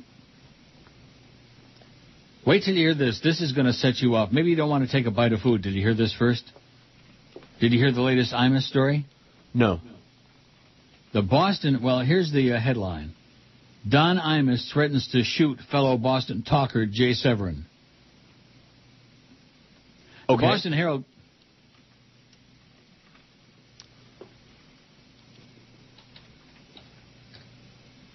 Go ahead. Okay. Oh. The Boston Herald reports the off-the-air exchange of words and the Imus alleged threat came during a meeting when both were on a stage together during Imus's St. Patrick's Day broadcast. The Herald says Imus ripped into Severin because last year the WTKK-FM host said he's no longer appearing on the I-Man show. The reason? He was tired of the insults. Imus told Severin to get off the bleeping stage or I'm going to shoot you. Do you bleeping understand what I'm saying to you? You get off this stage right now or I'm going to shoot you. The exchange was confirmed to the Boston Herald by Severin's agent and an Imus spokesman. WTKK parent company Greater Media released a statement calling the Imus remarks to shoot Severin unfortunate, and we trust that he will rectify, or is that rectify, the situation. How do you like that? Get off the stage or I'm going to shoot your ass. Get off the effing stage. Good idea. Grumpy old curmudgeon. Why did anybody feel sorry for him? Even though he did get screwed. And, of course, that was his good buddy Sid the Kid that got him canned that first time, that nappy-headed host thing. Sid was on the phone. Whenever there's tourists, Sid the Kid is there. Loser. A real loser. Oh, now here's a little more information. The jumbo stone crabs we're eating today were in the water yesterday, cooked last night, delivered to Billy's Stone Crab Restaurant this morning. It doesn't get any fresher than that. Normally, stone crabs go from the fishing boat to the fish house, then to the wholesaler, then to the restaurant. But at Billy's Stone Crabs, they go directly from the boat to your table or to their own seafood market on the premises. You can't get any fresher. Get a slap in the face. It's so fresh. Right. So we got Billy's coming up at noon in about 11 minutes. Less than that. We got $50, $100 certificates for $50 apiece. Here's one from Carlos. Well, I'll tell you that Zisco sure helped me out today. It was the threat of the phone calls. These people went nuts. Oh, we don't want to hear those calls. I'm your friend. I'm your friend. Hi, Ron. They don't want to hear that. Although George had the intellectual callers yesterday, or whatever day you were on. Tuesday. Tuesday. Did you get all the intellectuals? Everyone. They called twice. The intellectual roller skating crowd. Yeah. 485 votes on the poll. The shopping still has none. Now, South Florida is not famous for shopping, like Milan or Rome, Beverly Hills. Am I right? I guess. Well, what do you know, a schlepper like you? What do you know about expensive shopping? Nothing. Carlos says, emailing you from the Dade College Hialeah campus. Love the show, Neil. Keep the faith, fight the power. May the force be with you. Let's hope the Panthers can beat the Hurricanes tonight, Uncle Neil. Well, guess what? The Panthers aren't playing the Hurricanes tonight. They're playing the make-believes tonight. Is that sad or what? What? Carlos. Well, he's in Hialeah, you know. Let's hope the Panthers can beat the Hurricanes tonight. Now, let's hope the Maple Leafs, even though they got no chance at the playoffs, the Leafs are basically, done. But nevertheless, just for old time's sake, kick the crap out of the Panthers tonight. Gary, I think Bob Gainey has played a stupendous game. The whole series, though, he played. So we have Boreas Salming now with the puck, getting it over to Burrows, up for John Anderson. Anderson coming out of the Canadian line, trying to center to get to Sittler. Sittler couldn't get a shot. Sittler's got it again. Lanny McDonald with a shot wide. Lanny McDonald with that big handlebar mustache. What kind of people grow, and why do guys do that? I mean, I've often wondered why guys grow a mustache in the first place. Silly people like Rimmer and Greg Budell, silly people like that. I can understand that. But do you understand why guys grow a mustache? And especially like a Rip Taylor mustache, No, I don't. Unless you want to be in a sideshow, a freak show somewhere, right? Right. Remember Rip Taylor? He's dead, I'm sure. I don't know. He was on the Dong Show. Right. Here's Hialeah Julio says, I hope you're happy to know that Julio from Hialeah is listening. I even called in sick to work today to listen to the whole show, well, most of it. You believe that he called in sick today to listen to the show? No. No, we don't believe you, Julio. We're glad you're listening, but we don't believe that. I hope you and George can come to the magnificent reopening of Hialeah Park so we can all watch a couple of races and feed the flamingos. I actually went to the World Baseball Classic game yesterday with my grandpa, and the rain was horrible. If we can't build a stadium, at least buy a roof for Dolphin Stadium so the hundreds of Marlins fans don't get wet and catch a cold. Bless you, Neil Cott. The hundreds of Marlins fans. That's cute. I bet you there's at least dozens of them. Joe Zagacki sucks, okay? About 30, man. Yeah, at least. We love the Marlins. Let's take a whole bunch of your... See, the thing of it is, you people live in Dade County. This is the kind of crap that you get suckered into. Those of us who have homes in Broward, forget it. Here's one from Fidel. I listen to you every day. I was vacationing in Hialeah recently with all the Julios. Thought I was dead. Oh, while all the Julios thought... I saw George squeezing cucumbers in Sedano's Market. Mm-hmm. This was very disturbing because he was smiling. Mm-hmm. He did similar things in Cuba with bananas. Mm-hmm. Send him back to me and I will spank him with a coconut tree. Love you, Fidel. Not cute? Not? No. Not at all. Oh, here's one from Jason, Chronic Jason. Can I print it out? Sure. You're eating. You're not paying any attention. You're not. It's very easy not to pay any attention right now. I don't blame you. I wouldn't either. I'd be sitting there filling my face. CT, this is about his 100th email today. What the hell, Neil? Have you heard this crap on 93.9 MIA? No. It was much more diverse when it was jazz and light music. Haven't heard this much repetition since 93.1 was Party with Darude and Safri duo. Will Smith and J-Lo every other song. What a joke. I say Neil got on 18 hours a day. Yeah. Go kiss somebody else's ass, okay? Oh, Neil God, 24/7, yeah. Unbelievable. Oh, Chester Copperpot, a.k.a. Jason, says, I've been in and out of my car. Did you read the article in today's Miami Herald about FPL? These crooks plan on raising every one of their customers' monthly bill by $12. This will generate $1 billion in additional revenue for these blood-sucking bastards. Can you say candlelight? I'm fired up and pissed off, he says. Also, I heard you say your little wetback friend Paco was out late partying after the Britney show. I know you say that your sombrero-wearing amigo usually sleeps till 2 p.m. When do you think that unemployed spick might wake up today? Have a great day. I don't know, and I don't care. I'll be at Woodbine. Not my problem. It was a real treat to get a message from him at 20 before 11 this morning telling me that he was just absolutely wasted, going to sleep all day. And that's fine. What do I care? He's up in his joint. I'm down here. And at 2 o'clock, I'll have my shoes, my shoes, my shirt, my pantalones, and I'll be out the door. Beautiful sunny day, by the way. I bet you Castronova's taking notes on the Toronto weather. It's beauteous. You want to know the temperature? No. It's not that warm. Well, why not? Everybody else wants to know. Well, then tell them. All you care about is that damn Marlins Stadium. That's right. Plus 3, it's 38, but it's going to be plus 6, 42 or 3 or something like that, 43.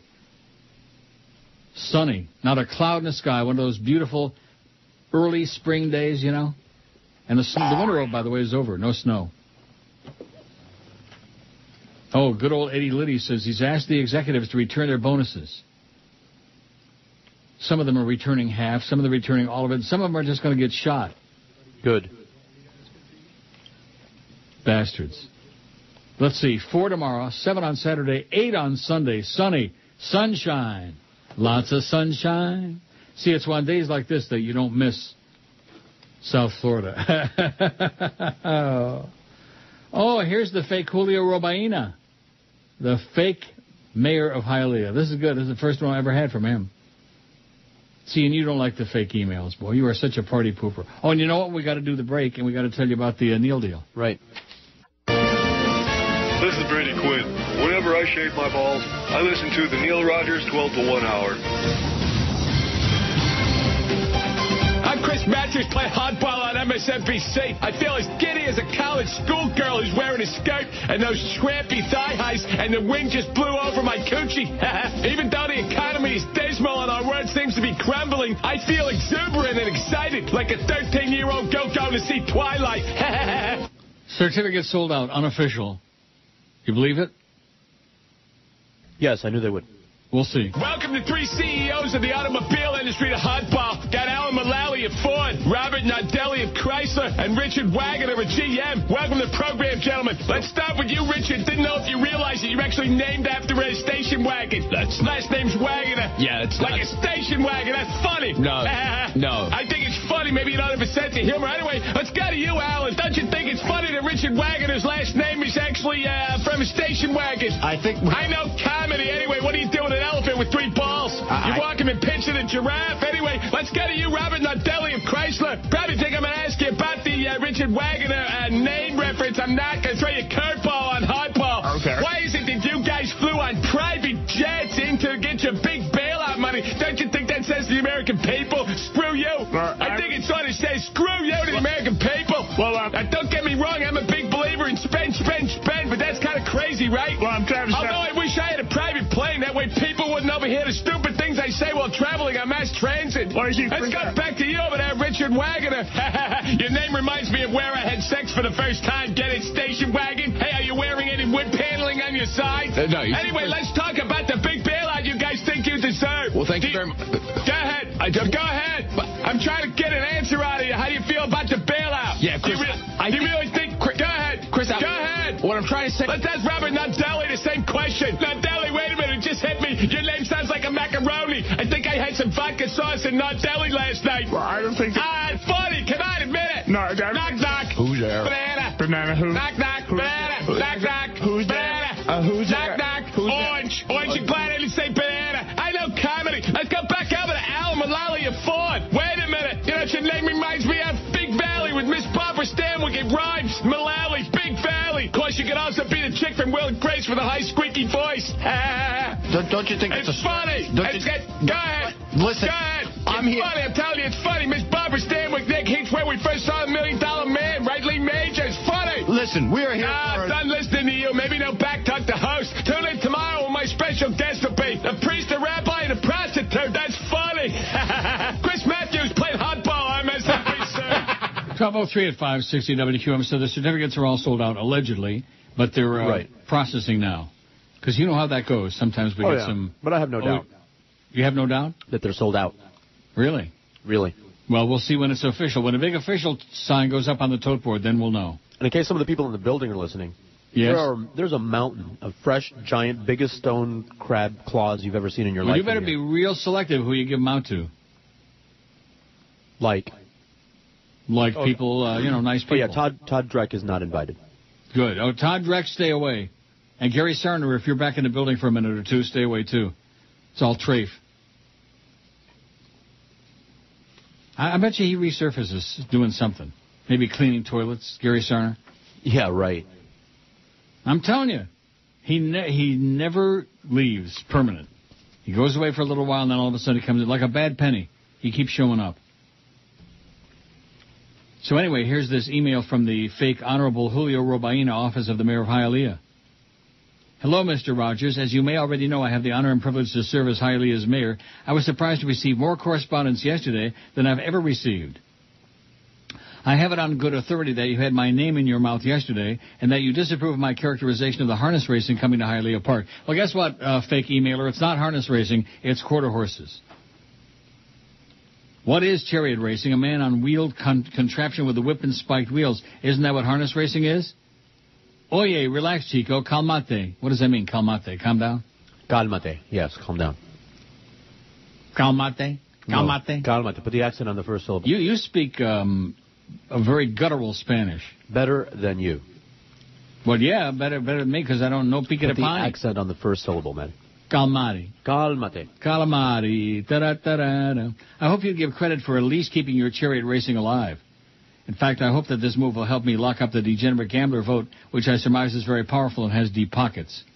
That should come in very handy next time I need campaign contributions. See you at Westland Mall. I'll be making an appearance this Saturday. I didn't know that Julio was a toe tapper. Wow. I'm choked up over this email. All right. And I know what Julio's doing at Westland on the weekend. You're looking for glory holes. And I'm sure he'll find some. So all certificates are processing. How long does that process generally take? Not sure, like 5 minutes or so. Really? Not more than 10, I don't think. Well, you're just making that up. Yes, I am. Boy, if we only had Fat Chris here. You know? If only. Oh, it's sold out. It's official. All right, see? You know how I know? Because you go to current offers and it's not there anymore. Sold out. Sorry. That may have been a record. Can you believe it? That was like a minute or less, I would say. Let me look it up. Billy's? Right. Oh, it just says sold out. It doesn't have a time, though. A minute or less. Why doesn't it have the time on there yet? Well, I guess they're still extrapolating that. Will you relax? Boy, you are so damn pushy and uptight. Yeah. You're still eating? Yes, I am. As everybody else. Wow. We ought to do this Neil deal every day. Yeah. Then that way Joe Bell couldn't bitch you out for eating. You want people in the room to shout out Hi Neil to you? Who's that? On 3. Everybody shout out Hi Neil. 1, 2, 3. Hi, Neil. Wow. Holy cow. Just get a little food in there and all of a sudden they discover we're on the air. That's amazing. Right. Got a whole bunch of women and Joe Bell. Oh, Joe Bell is in there and you're feeding him? Be sure and doctor that food a little bit before he puts his fat claws on it. Is he really in there? No, I made that up. I don't hear him. Hello, Neil. Boy, sure is quiet. I'm eating. Oh, okay. Go back to the food. We put something special in the mustard sauce for you. Mouse. Turd. How come you must have the monitor up real loud or something? Feeding back. Let's get back to the sanctity of the show and not worry about all these chazers, okay? Okay, yeah. All these chazer goyim. K-Man says, recently a coworker came out of the closet. Some people have been giving him a hard time, but thanks to you, I've broken the homo barrier. He is still my friend. He just keeps his hot dog in a different bun. Well. R. Yeah. Yuck. Thanks to Zisco, though, boy, he sure got these people off their ass. And then when you threatened to take those great calls, I'm your friend, all of a sudden, the show came back to life. So ask Jolly Joe when Gary Sarner's coming back. Mike W. says, oh, now this is interesting, speaking of the certificates. Yeah. Because we do have a bunch of them left from Dockers and also from Tony's. And Michael says, I purchased a $50 certificate for $25 a couple of weeks ago to Tony's Pizza in North Miami on 441. It was great. A tiny hole in the wall, but an awesome Strombolian pizza. Yeah, It's a little place, but the food is spectacular. I just mentioned that because there are still a bunch of them left for Tony's, and that's because a lot of people don't know where it is or never heard much about it. Right. Even though they were bringing you free food for years. Right. Before somebody stuck his fat face in that and said, oh, no more free food on here, ho, ho, ho, ho, unless I get some of it. We maybe can arrange that. Huh? We can arrange that. Yeah, maybe we can make a deal with him on that. Cut him in. That's right. Cut him in for a slice. Kick a little bit upstairs. A little slice. Of course, make sure he gets it before somebody else comes back and visits the building. And isn't it amazing how nobody seems to be wanting to put him on the air? Local. No local yokel one. Even Steve Lappa. Will work for a new hairpiece. That's what I'm hearing. No takers. Cuban George says, the reason why no one is involved today because it's a crappy day down here. The weather sucks. The economy sucks. Our elected officials in Miami getting ready to tax a few tourists who do visit to build a giant landfill with a retractable roof in Little Havana. I really got to stop emailing you. Yesterday was that bitch Lucy Lopez. Today the stadium. Let me go get my water gun and put it in my mouth so I can slowly drown myself. Take the rest of the day off. Let George do his 3 hours on the Darwin theory. And then it says, like that. Cuban George. You know Cuban George? No. You don't?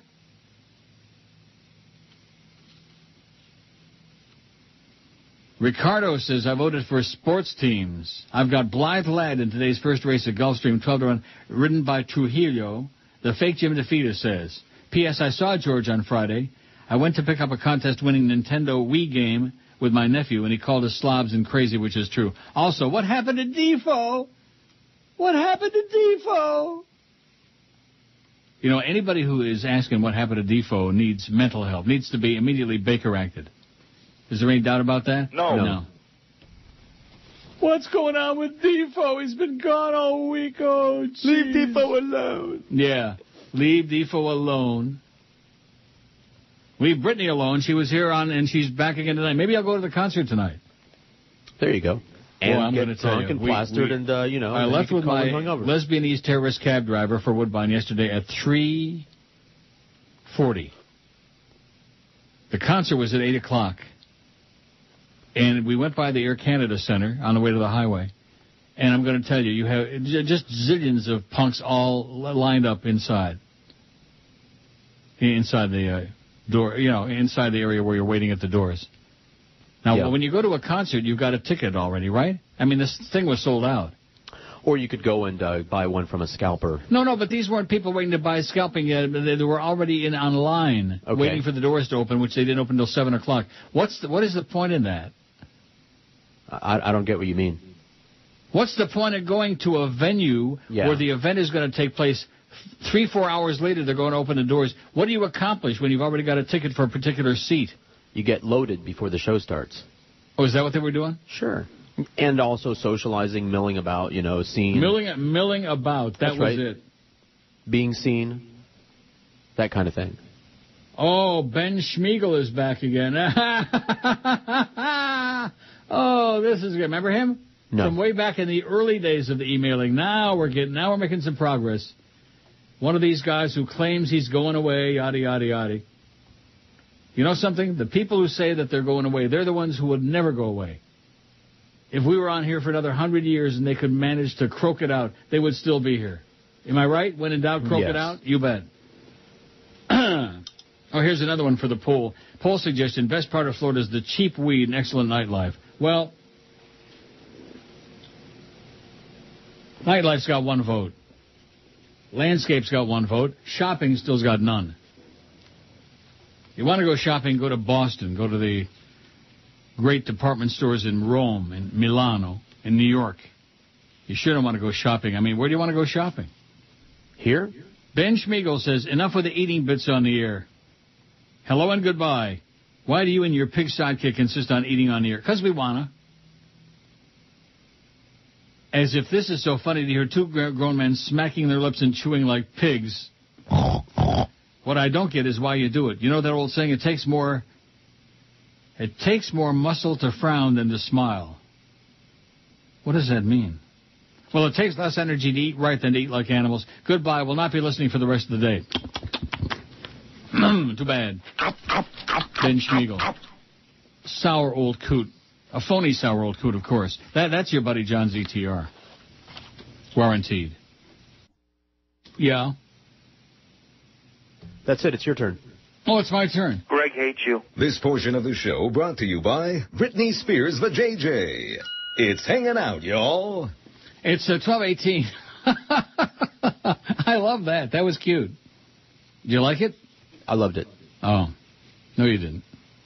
So is Joe out of there already? Yes. Good. I hope your doctor, did you pee on his food before you gave it to him? I licked all the stone crabs that I handed to him before I gave him I don't think that would stop him. You don't get a big fat ass like him by turning down food. What? About being picky? Yeah, that's correct. From a licky, from a spicky? Should elected officials approve the stadium? Here's the Miami Herald poll on their website. 1,148 votes, and boy, it's almost 50-50. It's almost exactly even. Yes, we need a new stadium for the Marlins, 579. No, it's fiscally irresponsible, 569. 10 votes. Now, how many times do you think that David Sampson and Loria and his crew have voted on that thing? Huh? I don't know, 100?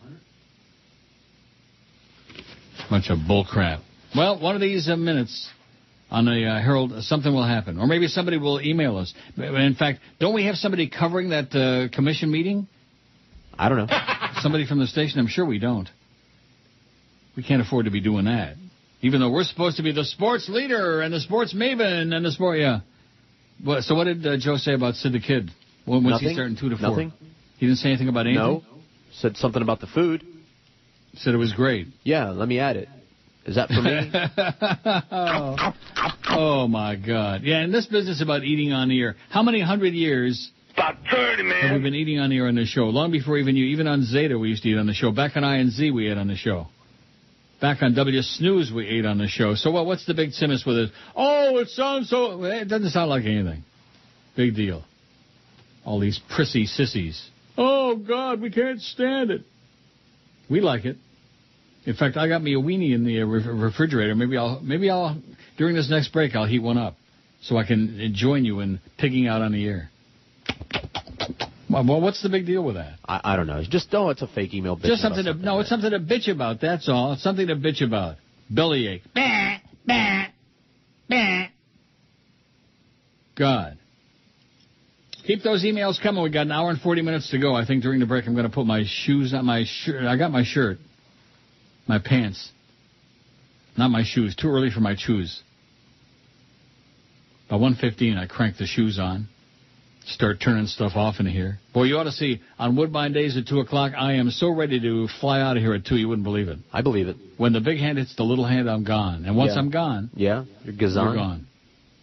Can't believe how fast we sold those certificates. It's pretty damn good. I can. I mean, it's a great place, great food, right. Good deal. Very popular. But the fact of the matter is it's tough times, man. And which is good. People are saving half off the cost of a meal. That's all the more reason why those Neil deals make sense now. And they always made sense before, but now. Right. And did Jolly Joe say, hey, great job with the certificates, guys? No. Did he say that like he did last week? No. He's not sucking around this week like he was last week. I wonder what he wanted last week.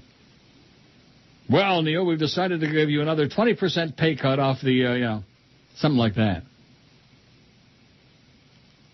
Now that I'm searching for a new agent. Anybody out there want to be my agent? Got to work cheap. And got to communicate with me at least like 2-3 times a year would be good.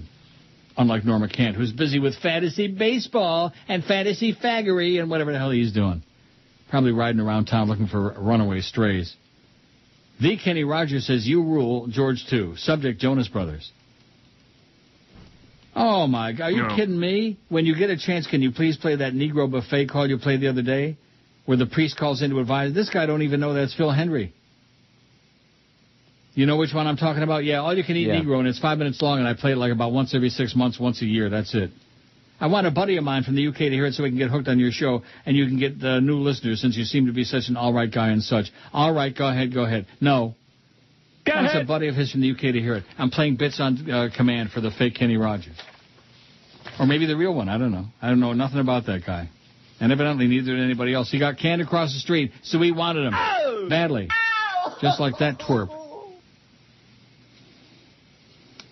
So when's Jerks coming back? I don't know. Any minute now. Why did Mr. Freeze send me this twice? The cheap weed and the extra. Did you put the cheap weed? No, did you want me to? No, it's up to you. You're the pollmeister. What do you mean do I want you to? You can do whatever you want. Okay. You can be as lazy as you want to be. We're mailing it in anyway. Yeah, that's right. We're mailing it in, and we're proud of it. Remember that crap from John ZTR? Those were some excellent emails, some of those early ones. They were funny. He put effort in. I'll give him that. He's not doing it anymore, though. Your listeners can calm down, says Harry Carey. the real one. Defoe was on WFTL this morning. We all listen to Joey Reynolds since he's dead up here, and then hang over and listen to Defoe. He'll be dead soon. Go Cubs, says Dead Harry. So Defoe is back on. Well, thank God we don't have to get any more of those hysterical emails. Oh, what happened to Defoe? Leave him alone. So I don't know whether he's going to take that deal at Cheap Channel and do mornings at 9:40. They sure got a signal. Of course, they already did that Fox Sports Radio once before. And, boy, you talk about laying a gigantic egg. Wow. Even Henny Penny never laid an egg that big. Remember Henny Penny? Yep. She used to shop at Westland at J.C. Penny? The best thing about living in South Florida is, how many votes we got? 500? 537. Not too bad. The NASDAQ's down 9 points. How's the Dow doing? We're not supposed to watch it. Down, 90 points down on the negatory side. Ooh. I'm sorry I asked. Get Rick Riley on it, on the case. He's a case. Best thing about living in South Florida is the weather, 176. The Neil Rogers Show, 99. I don't live in South Florida, 89. 16.5% of the audience don't live in South Florida. That means they're listening online, elsewhere.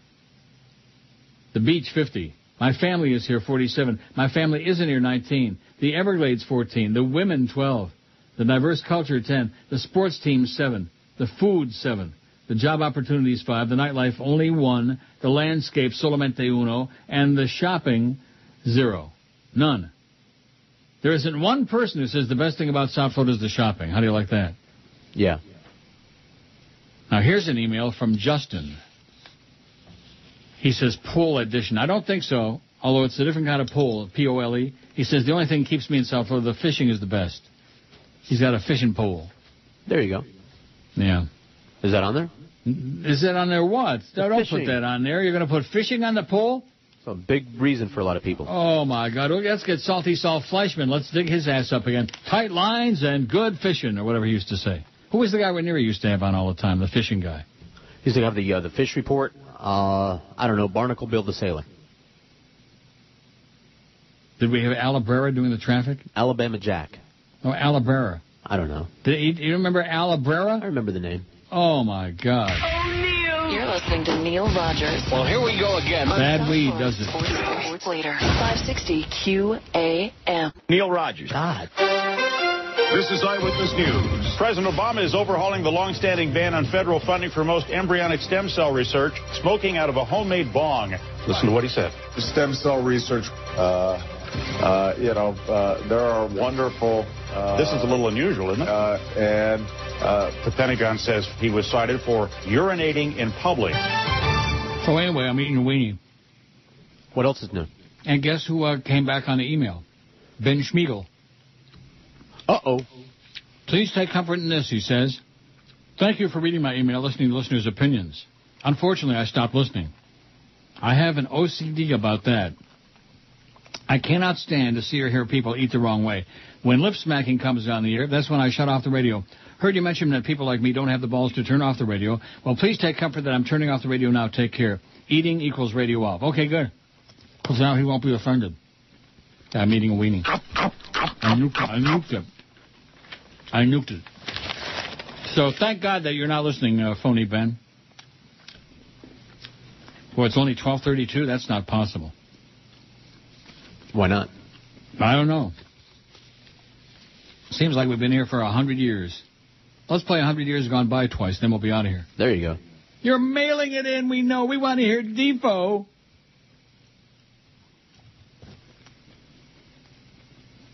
He's going to do a hell of a number on INC, you know? Yeah. A number that starts with a oh with that. We need a whole lot more sports stations is what we need.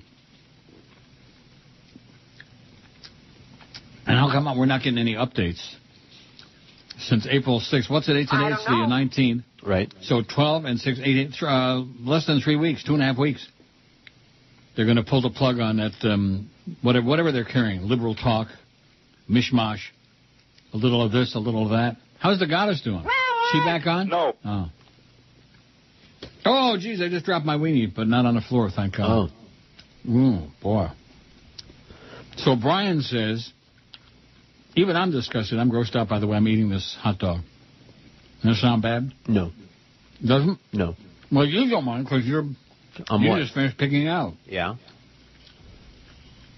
So speaking of Ranieri, it says Mikey used to have Captain Bouncer on his show for the fishing reports. Yes. Is that Captain correct? Bouncer Smith. Really? Yes. You've got to be schmitting me. Well, first you remember I had that? to, yeah. Well, ever since Woody Graber called and reminded me, yeah, I remember. Oh, he did? Yeah. How you doing, Woody? Nice to know you're still alive. One of the good guys. We say that so George can get some free concert tickets occasionally. That's right. I wonder if Woody Graber's hooked up with the Jonas Brothers. Maybe. You want to go? Go what? To a Jonas Brothers concert. Of course not. Are you crazy? Yeah, but that's I wouldn't mind going backstage. I wouldn't mind going backstage to the shower with Joey. Take a shower and lather maybe him he could all get up. you a job as a roadie. Get him some of that pink grapefruit splash soft soap body wash. Smear it around.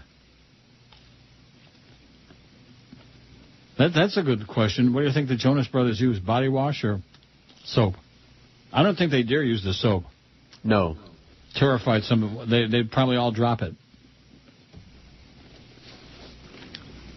Jane in Deerfield, whom I love dearly and is a regular contributor going way back to the fax days before you talked me into this email crap. No, actually, the email stuff I love. You don't like it. That's the funny part. It was your idea in the first place. Right. And I finally, after years of resisting, I said, that's a great idea. My idea was that you should have an email address that the public can send you emails on. It was not my idea that you read emails from the guy with the eyes all day long.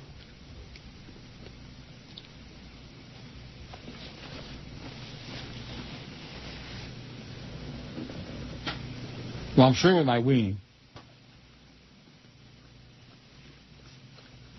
Jay says, when George Carlin was asked about his ponytail, he answered it was to piss people off. With the eating on the air business, this seems to be your attitude as well. I think with your recent low ratings, you might want to reconsider this. Oh, yeah. I've only been, the ratings have a lot to do with the we're eating on the air. Oh, here's one from the dead Mike Ranieri. What's the matter with your memory, Neil? It was Bouncer Smith. You're getting old. Y'all hold what y'all got till y'all get what y'all want. Love, Mike. P.S. Paul Harvey's up here now. He doesn't like you. How's Roger Magellan doing, by the way? Haven't heard from him in a long time. He should check in with us. The fake Roger Magellan ought to check in. Ranieri's producer. Who also wanted to be my producer so we could get George fired and have both jobs. So that he could get a raise. Yeah, so we could I can do both those shows. I can do both. Over my dead body. Can you imagine? I like to imagine that. When I need a good larf. Real ass clown. Oh, yeah. Hi, handsome. But nevertheless, he's probably still alive. Maybe he'll wind up in a plane crash someday. What, didn't he have like a plane or something? He, glider, yes. Oh, this is just...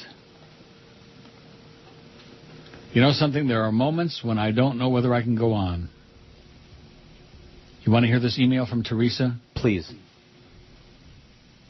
Neil, I would like to buy one certificate for the restaurant deal. Thank you. I couldn't find the link on the site. My billing address is the following, and thank you so much. Did she include a credit card number? No. Well, send a credit card number next time, Teresa. Oh, my God. And I'll be happy to help her. They're all gone, Teresa, and we don't sell them over the emails, okay, honey? You need some serious assistance, baby. Woo! That is special. I'm just, I don't know what the word is. Astonished. Flabbergasted by some of the stuff that comes on there. Ain't you? Indeed. Sal says, sorry to complain to you, but I'm a black listener and took offense to a racist comment you said last week. It caught me by surprise because you rarely make fun of blacks. As you know, R.C. Cola is big among the black communities. No, I did not know that. This is not an opinion. It's a fact. Check any black neighborhood and ask around. So I was shocked when George asked you if you drank R.C. Cola, and you said, well, I haven't had R.C. Cola in a coon's age. How do you respond to this? This ain't cool, Neil.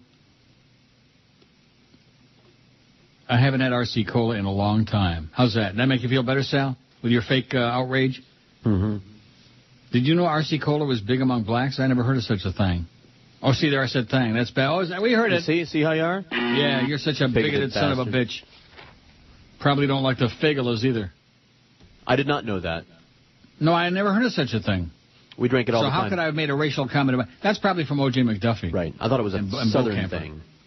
Yeah, R.C. Cola I thought was Southern, like B.C. powder. Right. R.C. Cola, B.C. powder. That's right. Mm-hmm. That's correct. So take a powder, Sal. God.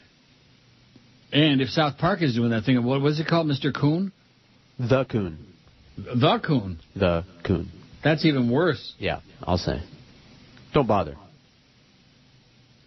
Christ, Neil, says, how big is that wing? You've been eating it for a whole segment. Well, that's because you only take one bite at a time. You don't have time. You got to, interrupt your eating with a little bit of talk. This is interesting because Russell, the Cocoa Beach, or whatever he called Chronic, he sent me this email a long time ago. It's in my pile here somewhere. I would get to it soon because I'm almost out of material. And he sends it again. Now, this is a guy who is supposedly, coherent. The signal is 5 by here in Cocoa today, about 175 miles. What has changed is that in the past few days, the Cuban interference, normally not an issue in Central Florida, has been clearly audible. So I think your signal is probably unchanged, but theirs has gotten stronger. Fidel probably made wee-wee on the tower. Yeah, Fidel went out and peed on the tower. They're cranking it up. I think we could get some tremendous publicity if the Beasleys would hire an assassin for Raul and Fidel. We send our people down there and shut off all those damn Cubans, at least the one on 560 anyway. Shut that baby off. Shut her down. Maybe they could contact Alpha 66. Yeah. Or Alba 66. Jessica Alba? Do you ever have Alba 66? It's that chocolate. It's pretty good. Is it? Although I think I'd like to go to the store right now and get me a big bottle of Ovaltine and a big spoon. Get two. Let that melt on your tongue. Let it melt in your mouth. Talk about smacking your lips. Okay, 1244, 16 to 1 at 560 WQM. We got what's his name? The Big O. The Big O at Bull Campers at 2. What's his name? Oh. Mad Dog at Bull Campers 4 to 7. Then we got College Hoops NCAA Tournament from Westwood 1, 7 to midnight. Now, here's a really friendly, nice email from one of your people, one of your friends. It says, hey, from Montana. Neil, shut up and let George talk once in a while, would you? You'd think you'd grow half a brain and pick up the one thing that adds actual interest to the show. Thanks. Your Montana fan listener, Heather. Here's George. Yeah. No, that's not George talking, okay? Every time there's I go answer the phone, and I think it might be Ed McMahon with $20 million. Of course, if Ed McMahon had $20 million, he sure wouldn't be giving it away. What am I going to do for the 10, 15 seconds you leave the mic? Tell a joke? Well, how much time do you want? We got an hour and a quarter to go, which I can't believe. Can you believe it? Yeah. You can? Why not? Because it seems like we've been on for about 100 hours today. Oh, it's just flying by. And we still could use a hell of a lot more emails, I'll tell you that, from the fake this one and the fake that one, and the real this one and the real that one. And I'm looking on there now. Nothing new in the last couple of minutes here. Nothing new.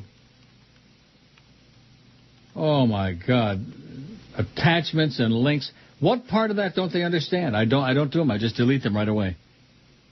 I don't have time to potchkey around, and especially if somebody sends me a attachment with some sound thing on it, some audio crap.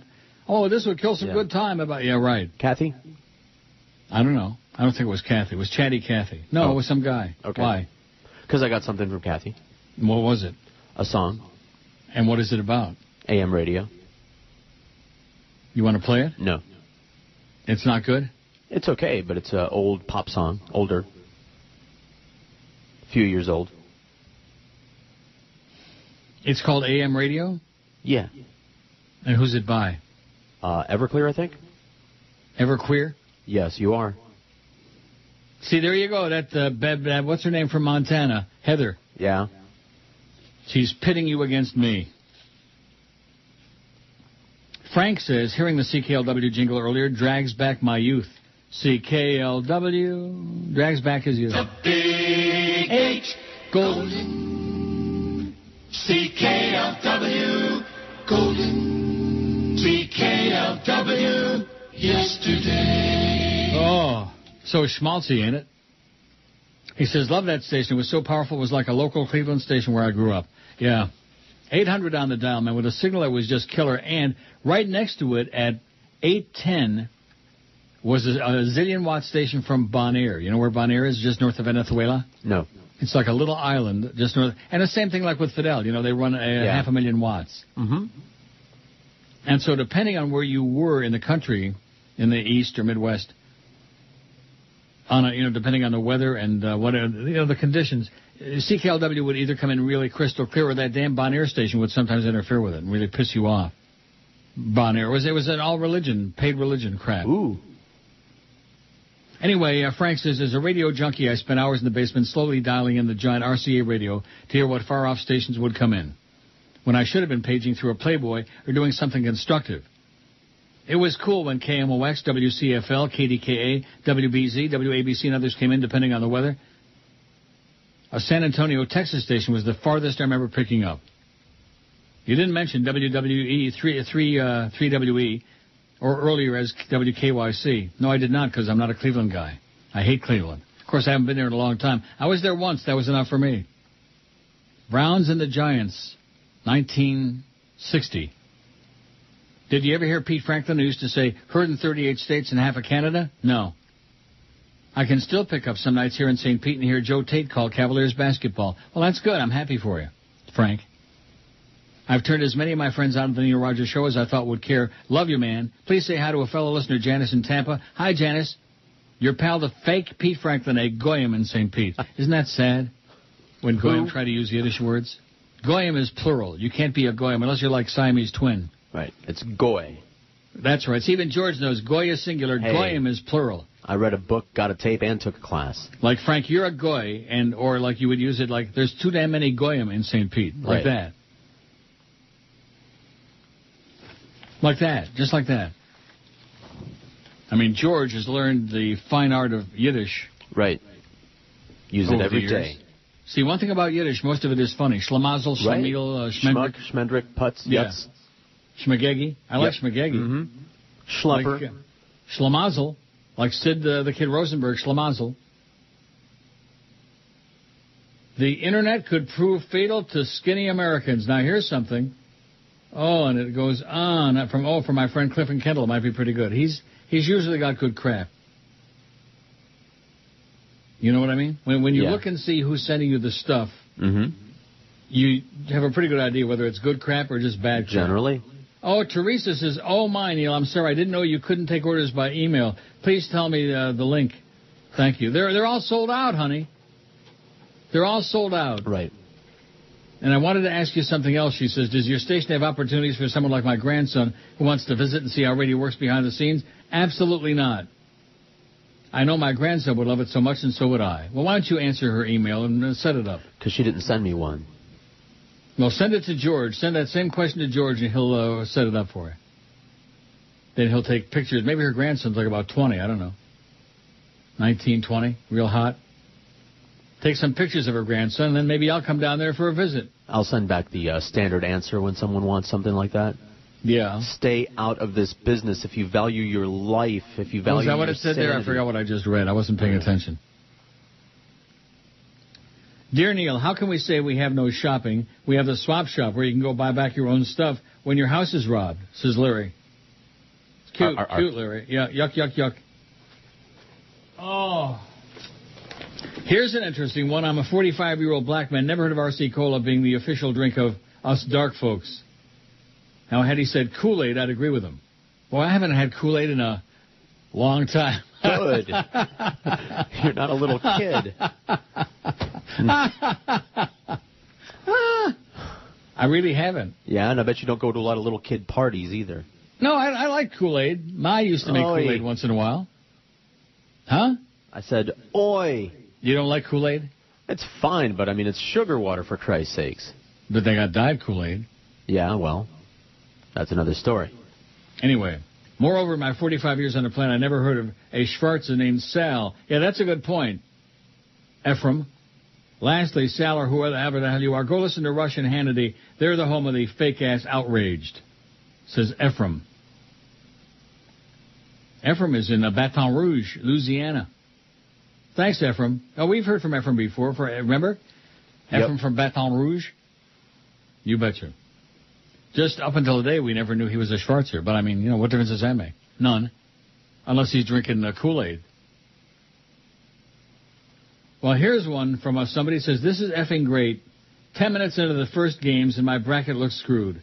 I guess I should have been listening to all the jocks on your station for their expertise. Well, too bad. You lose. Now, where am I going to find the game? Let's see, 503. I don't know. Oh, I don't have that on this set. There's some channels I don't have in here because why the hell? Well, what is that all about? No data available? What do that mean? I don't know. I just lost all my, what do they call that stuff at the bottom of the screen? I give up. They tell you what the about the movie or about the program or whatever you're watching? Oh, the info bar or whatever? Yeah, the info thing. I lost it. It's just, Oh, here you go. Memphis and somebody. You see the turnover story. Were it not for that, Cal State Northridge would probably have a double-digit now that's heavy duty. Right now with this group of players. What's not to like about that? Memphis and Cal State Northridge. Starting to catch up. That was the fourth turnover by the Tigers. Oh, we can't play that. Then Sid the Kittle, you know.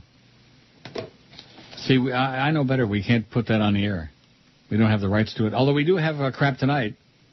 We got the college hoops tonight, 7 to midnight from Westwood 1. We got that. And it wouldn't surprise me if we got it tomorrow and all weekend, too. College hoops. Don't you just live for this every year? I used to. No, you didn't. You did? This would be the highlight of my year. No, I'm lying, but I did participate. You're talking about the pool. Yes, the bracket. You're not talking about the games. No, I don't watch any of the games. Well, why not?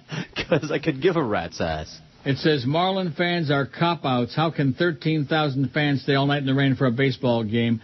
How no excuses because... And this makes no sense. Makes no sense. Just incoherent crap. Mike Bodie says, I don't know if you caught this yesterday, but due to our lovely Federal Reserve, the dollar tanked by 5 cents against the euro.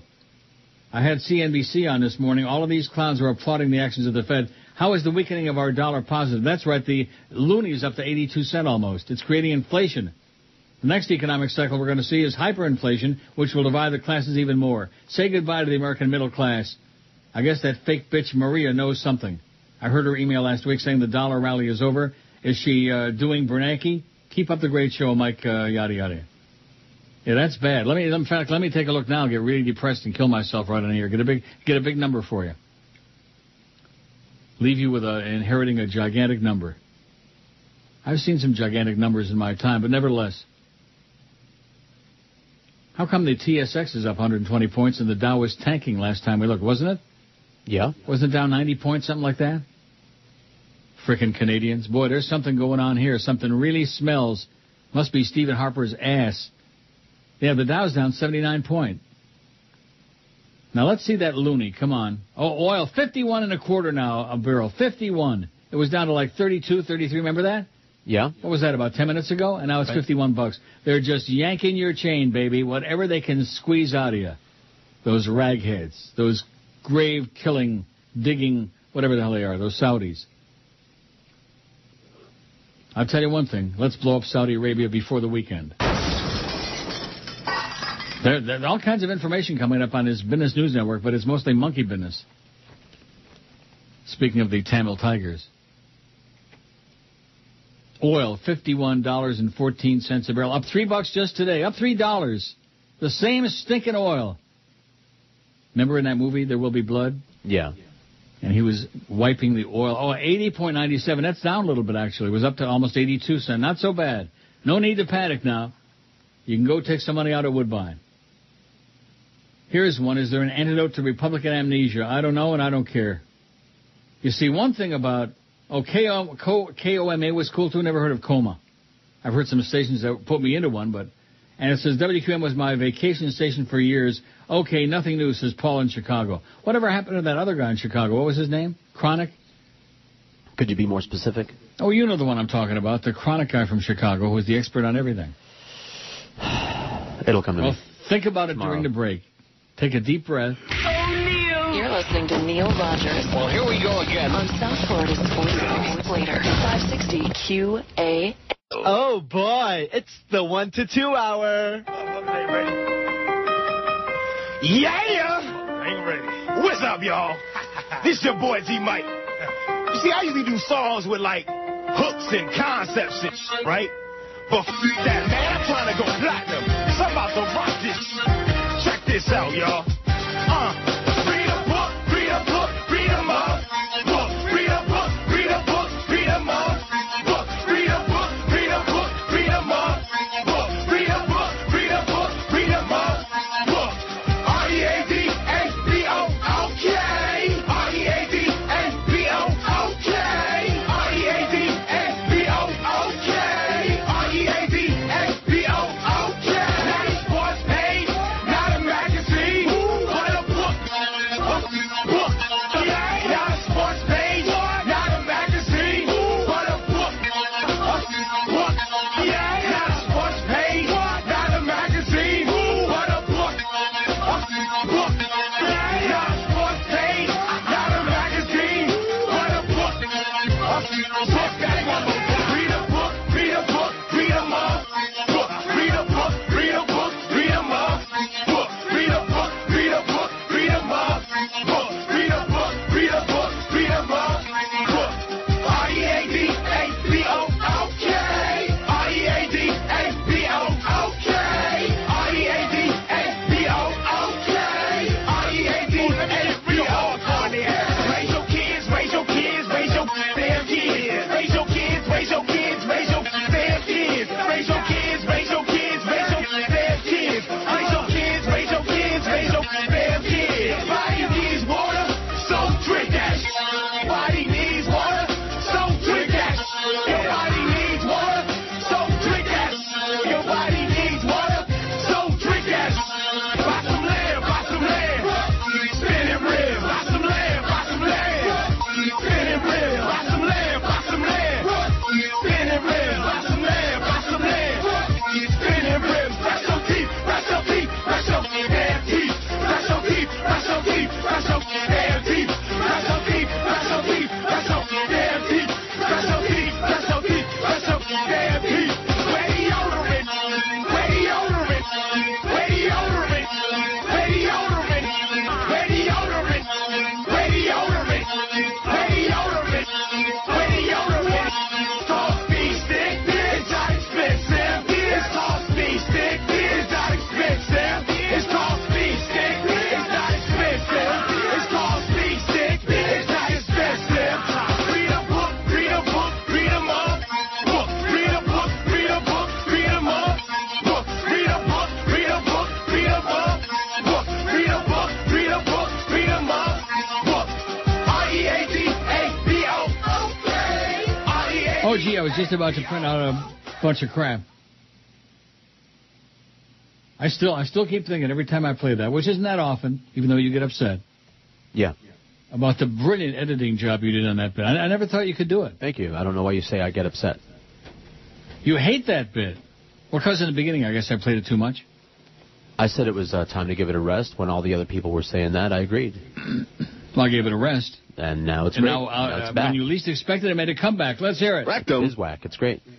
So Sal is back. He says, I'm as black can get. I heard someone on the email say there can't be a black man named Sal. Go educate yourself. Sal isn't as common as Lamar or Rashid, but there are Sals out there in the hood, says Sal. And let me educate you a little bit, Sal. That expression about haven't heard such and such in a coon's age, that's a different kind of coon, okay, than what you're thinking. There's more than one way to skin a cat. Am I right? There's more than one kind of coon. Yeah.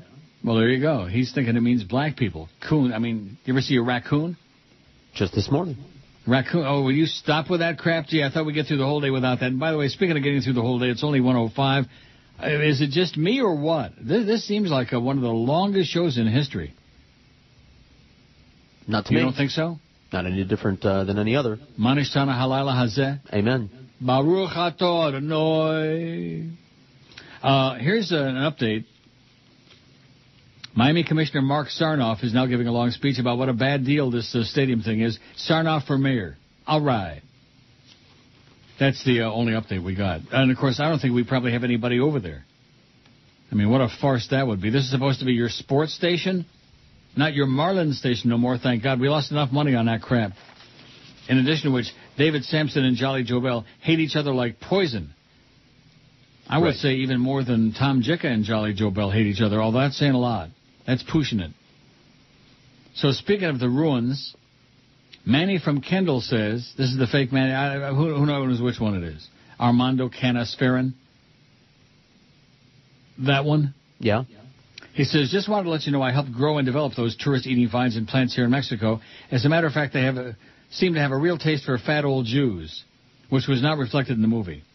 Come down to Acapulco, and I'll be happy to give you a personal tour of the ruins.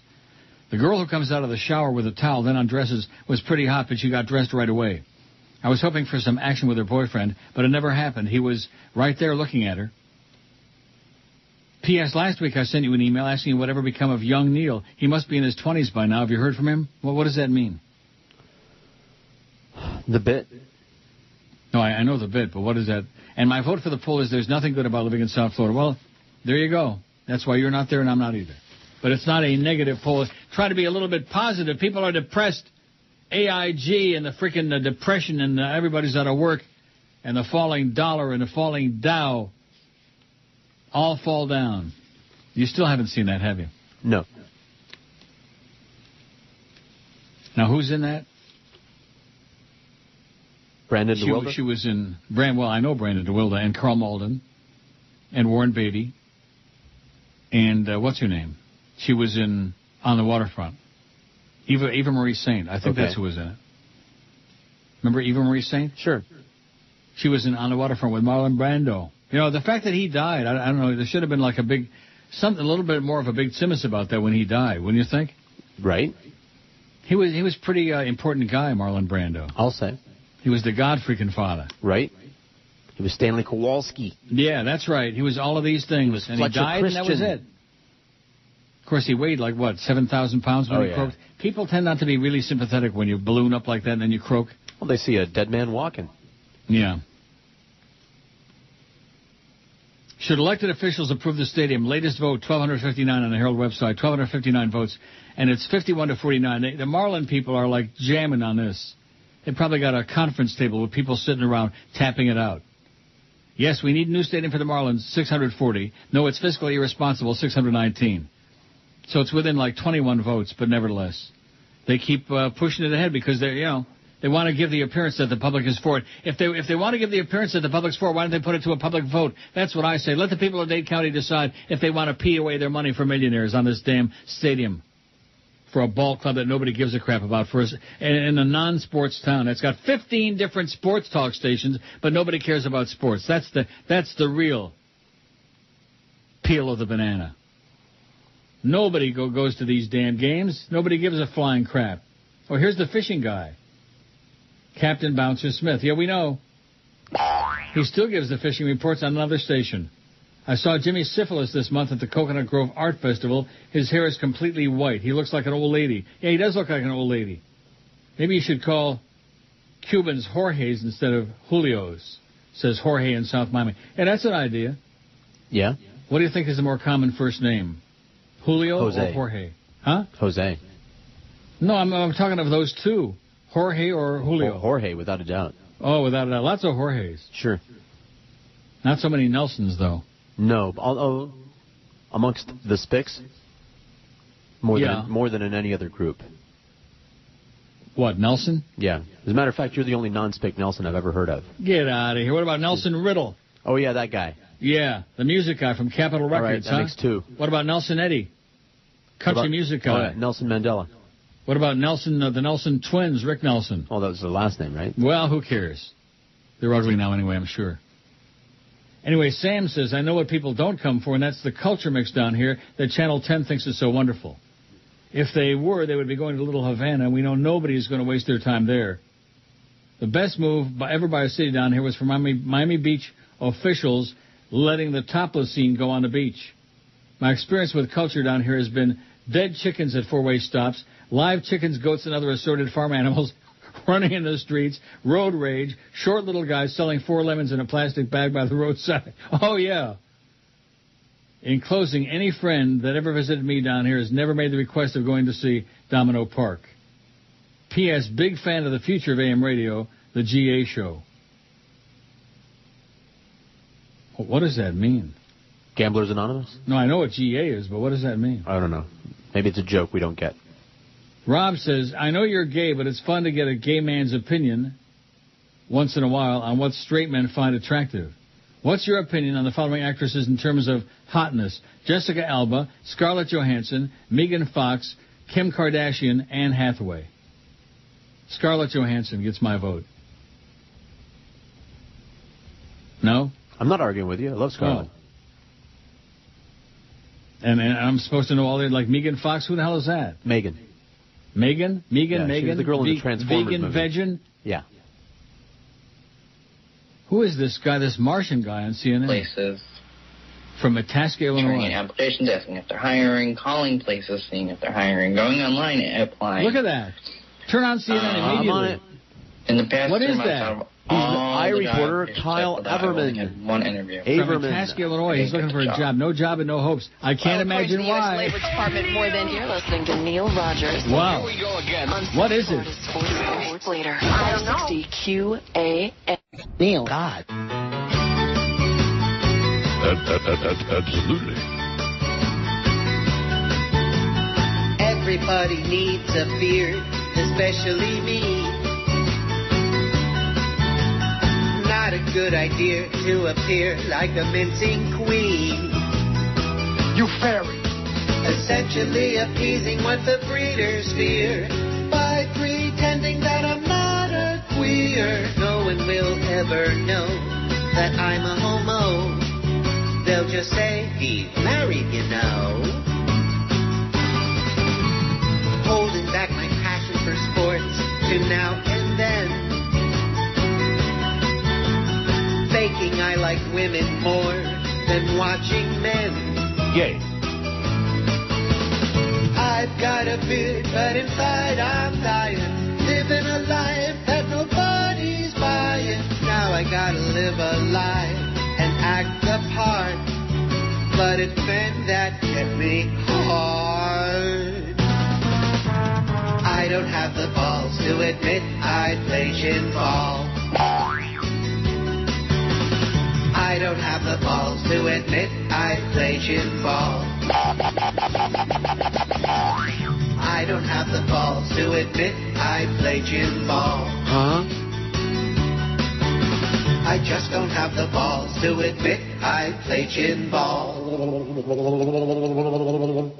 119 at 560 WQM. Happy Thursday. Oh, the weekend's almost here, my God. Life is passing us by. Sometimes I feel. Don't you feel? Right now. Now, Teresa says, poor Teresa. I wouldn't let Teresa in the building or any of her kin. Teresa says, oh, Neil, bless you and your sidekick. You are a great person, Neil, and handsome, too. I must admit that you are a very handsome man and very popular here where I live. Me and some other women can't believe that you are gay. To think the Lord would take such a handsome man away from women, life is too unfair, Neil, says Teresa. See what I mean? Yeah. If she shows up there, call the cops. Okay. Oh, speaking of call the cops, this is a very disturbing story. Cleveland Browns wide receiver Dante Stallworth was driving drunk. Blood alcohol test showed he was over the legal limit last weekend when he struck and killed a pedestrian with his Bentley on Miami Beach, Channel 7 reported today. Miami Beach police would not confirm the TV station's report that he had a blood level alcohol level of .12. The legal limit is .08. His was .12. Half again over the legal limit. We haven't released anything regarding the blood work, said Jenny Velasquez, a Miami Beach police spokeswoman. We're not confirming anything. No charges have been filed against Stallworth, 28, who's seen on a video obtained by the Herald being given a sobriety test by 2 Miami Beach police officers. Stallworth, who is cooperating with police, issued a statement yesterday expressing his condolences to the family of Mario Reyes. My family and I are grief-stricken over the tragic accident which occurred Saturday in Miami Beach, where Mario Reyes sadly lost his life, Stallworth said in a prepared statement. My thoughts and prayers are with the Reyes family during this incredibly difficult time. Reyes, 59, was getting off work as an overnight crane operator, tried to cross the street to catch a bus home just after 7 a.m. He died at the scene. Reyes was born in Cuba, left as a teenager for a better life in the U.S. He worked numerous construction jobs. He was an avid baseball fan, especially fond of the Florida Marlins. Reyes is survived by his wife of almost 20 years, Catalina, and the couple's 15-year-old daughter, Daniela. So according to Channel 7, Dante Stallworth was a little, very pie-eyed. Yeah. When he hit the pedestrian. But nevertheless, we'll see. Gravity Guy says, question on the importance of early FM. As a kid growing up in Miami in the 70s, I have fond memories of listening to Ricky Ticky on WQAM on AM. This is while all my friends were hooked on FM to listen to their music. I don't think so. When did Ricky Ticky leave this station, would you say? Wow. I mean, ballpark. I'm not asking for a minute and a day. Like 80s, 70s? Oh, well, then that's possible. 80s? I'm not sure. Because I just was wondering when you started listening to FM for music, and when do you feel did AM as the band listen to music on lost its popularity? When did you become aware of FM becoming available? Also, during what era would you say that FM became more popular than AM? Just wondering. Just wondering. I don't know. I would say like, I don't know, 70s? Okay. I mean, early 70s, I lived in Detroit, and FM was already making a big impact in Detroit. Trying to think of the underground station that was really big. And there were no recorded commercials on that station. Every spot was a live spot. What the hell was that station in Detroit? Somebody will remember. Big. I think Paul Winter had a show on that station, but nevertheless. Wouldn't you say 70s is when FM started making... And, of course, once people heard how good music sounded on FM as compared to AM, they said, oh, we don't want to hear a bunch of on AM like that. And that was the beginning of the end. And then Joe Bell came to town. Well, speaks for itself. Scott says, gave you the day last week, Prince Spaghetti Day, being Wednesday. The radio station in Bon Air was Trans World Radio, and they were on 800, not 810. You're absolutely correct, Scott. That's why they interfered with CKLW, because they were both on 800 on the dial. And CKLW was pumping out their legal 50,000 watts with a gigantic signal. But if you were like in, certain areas, and the weather was, the wind was blowing in a certain direction, Bon Air would interfere, and you'd hear this religious crap over CKLW, which really would piss you off, The Big H Golden O. I mean, it's difficult to pick one. If you were to ask that question, I think we've done that before, a poll question. What was the greatest AM station of all time? Yeah. Well, CKLW would have to be right in there. A contender? Oh, definitely a contender. And then there would be people who would say, WBZ, KDK, WABC, 77. What a signal they had. My God. Can you imagine how many millions of people they were reaching with that signal at night? Couple? 3, 4? Trillion. 3, 4 trillion. So what's bigger, an elephant or the moon? Oh, you got snookered in on that. You should check Snopes. Oh, you made a mistake. Who cares? Who cares? Seriously, if I had that much time on my hands that I was worried about nitpicking crap like that, I would definitely go to the balcony right now. It's a beautiful sunny day to jump. And if you splatter, it really don't matter. Here's one. This starts out very sad, but the end makes up for it. And it's an attachment to something. Starts out sad, but makes up for it. It's like some kind of an audio thing I just deleted. Let me say it again. I don't open links, and I don't do attachments, okay? Period. Oh, God. What part of that don't they get it? Here's one from Frank about those hot chicks mentioned. Watch the movie Havoc, and you'll see more... What? Oh, Anne Hathaway in a whole new light. Yep. And you will move her to the top of your list. And Bijou Phillips. I'm so in love with Anne Hathaway. He says, I make my woman wear a Bride Wars poster when we have sex. What does that mean? I have no idea. And he spells wear, W-H-E-R-E. Oh, and Teresa's back again. Stop. My grandson says he'd like to visit the station. He says he's emailed you before. His name is Johnny. John ZTR. Ah, ha, ha, ha. John's ETR is Teresa, okay? You think there really could be anybody that stupid? Yeah, but... No, it's John's ETR. Yes. Which is no surprise to me at all. That's what I was thinking, John. Pretty weak effort, man. You start out really good, and now you're slipping. You're like the Godfather. You're slipping. Here we go again. On South Florida Sports Leader, 560 QAM. Push the button, Max. Take me out to the ball game. I want to see the Merlins. I'll have falafel and I run beer and pay $50 to park my car here. Took some funds away from education to build a new stadium for the dumb. You won't see no comunista gringos at the Merlins game. Okay, so David emails and says, last night at the World Baseball Classic, there were 13,000 screaming Venezuelans in the rain. These same fans come up with the excuse they don't come to the Marlin games because of even the threat of rain. They're cop-outs. Why these 13,000 Venezuelans and Puerto Ricans don't come out to a Marlins game is amazing. They support the World Baseball Classic, rain or shine, but they don't support Marlins baseball. Give me a break, says David. Another reason why we don't need that stadium, because they're not going to come. Build it and they won't come. You believe it? No. Yes, you do. You won't go. No. Well, why not? What if they give you free food and let you sit in the press box? Pay me and send a limo? And hang out with, what's-his-name's wife? Then I'll think about it. Dave Van Boring. His wife hot? That's what we hear. He's not, and she is. He is so boring. Oh, my God. I was just thinking about, I heard Clarence's voice there on that spot. Yeah. And I was just thinking about him, I don't know. As a person, as a human being, you know what I mean? Yeah. As a being. A jelly bean? Functioning, breathing. A kidney bean? I just have difficulty. Baked bean? Coping with that. Mark in Kendall says, you read an email earlier from a guy whose coworker came out of the closet. His comment that he is still his friend reminded me of a similar situation. I'm your friend. I recently attended a family function up north, and a family member of mine who I grew up with but only visit every now and again pulled me aside and informed me that a childhood friend of ours had come out. After my reaction was, yeah, so, he relaxed and proceeded to catch me up on his welfare.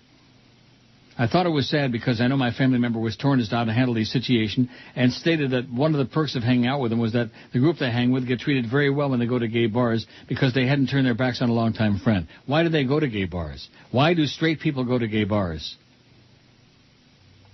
For the life of me, I have never, ever figured that out. The answer to the question is, are we talking about a lesbian bar or a gay guy bar? I don't know. If it's a gay guy bar, they don't. Oh.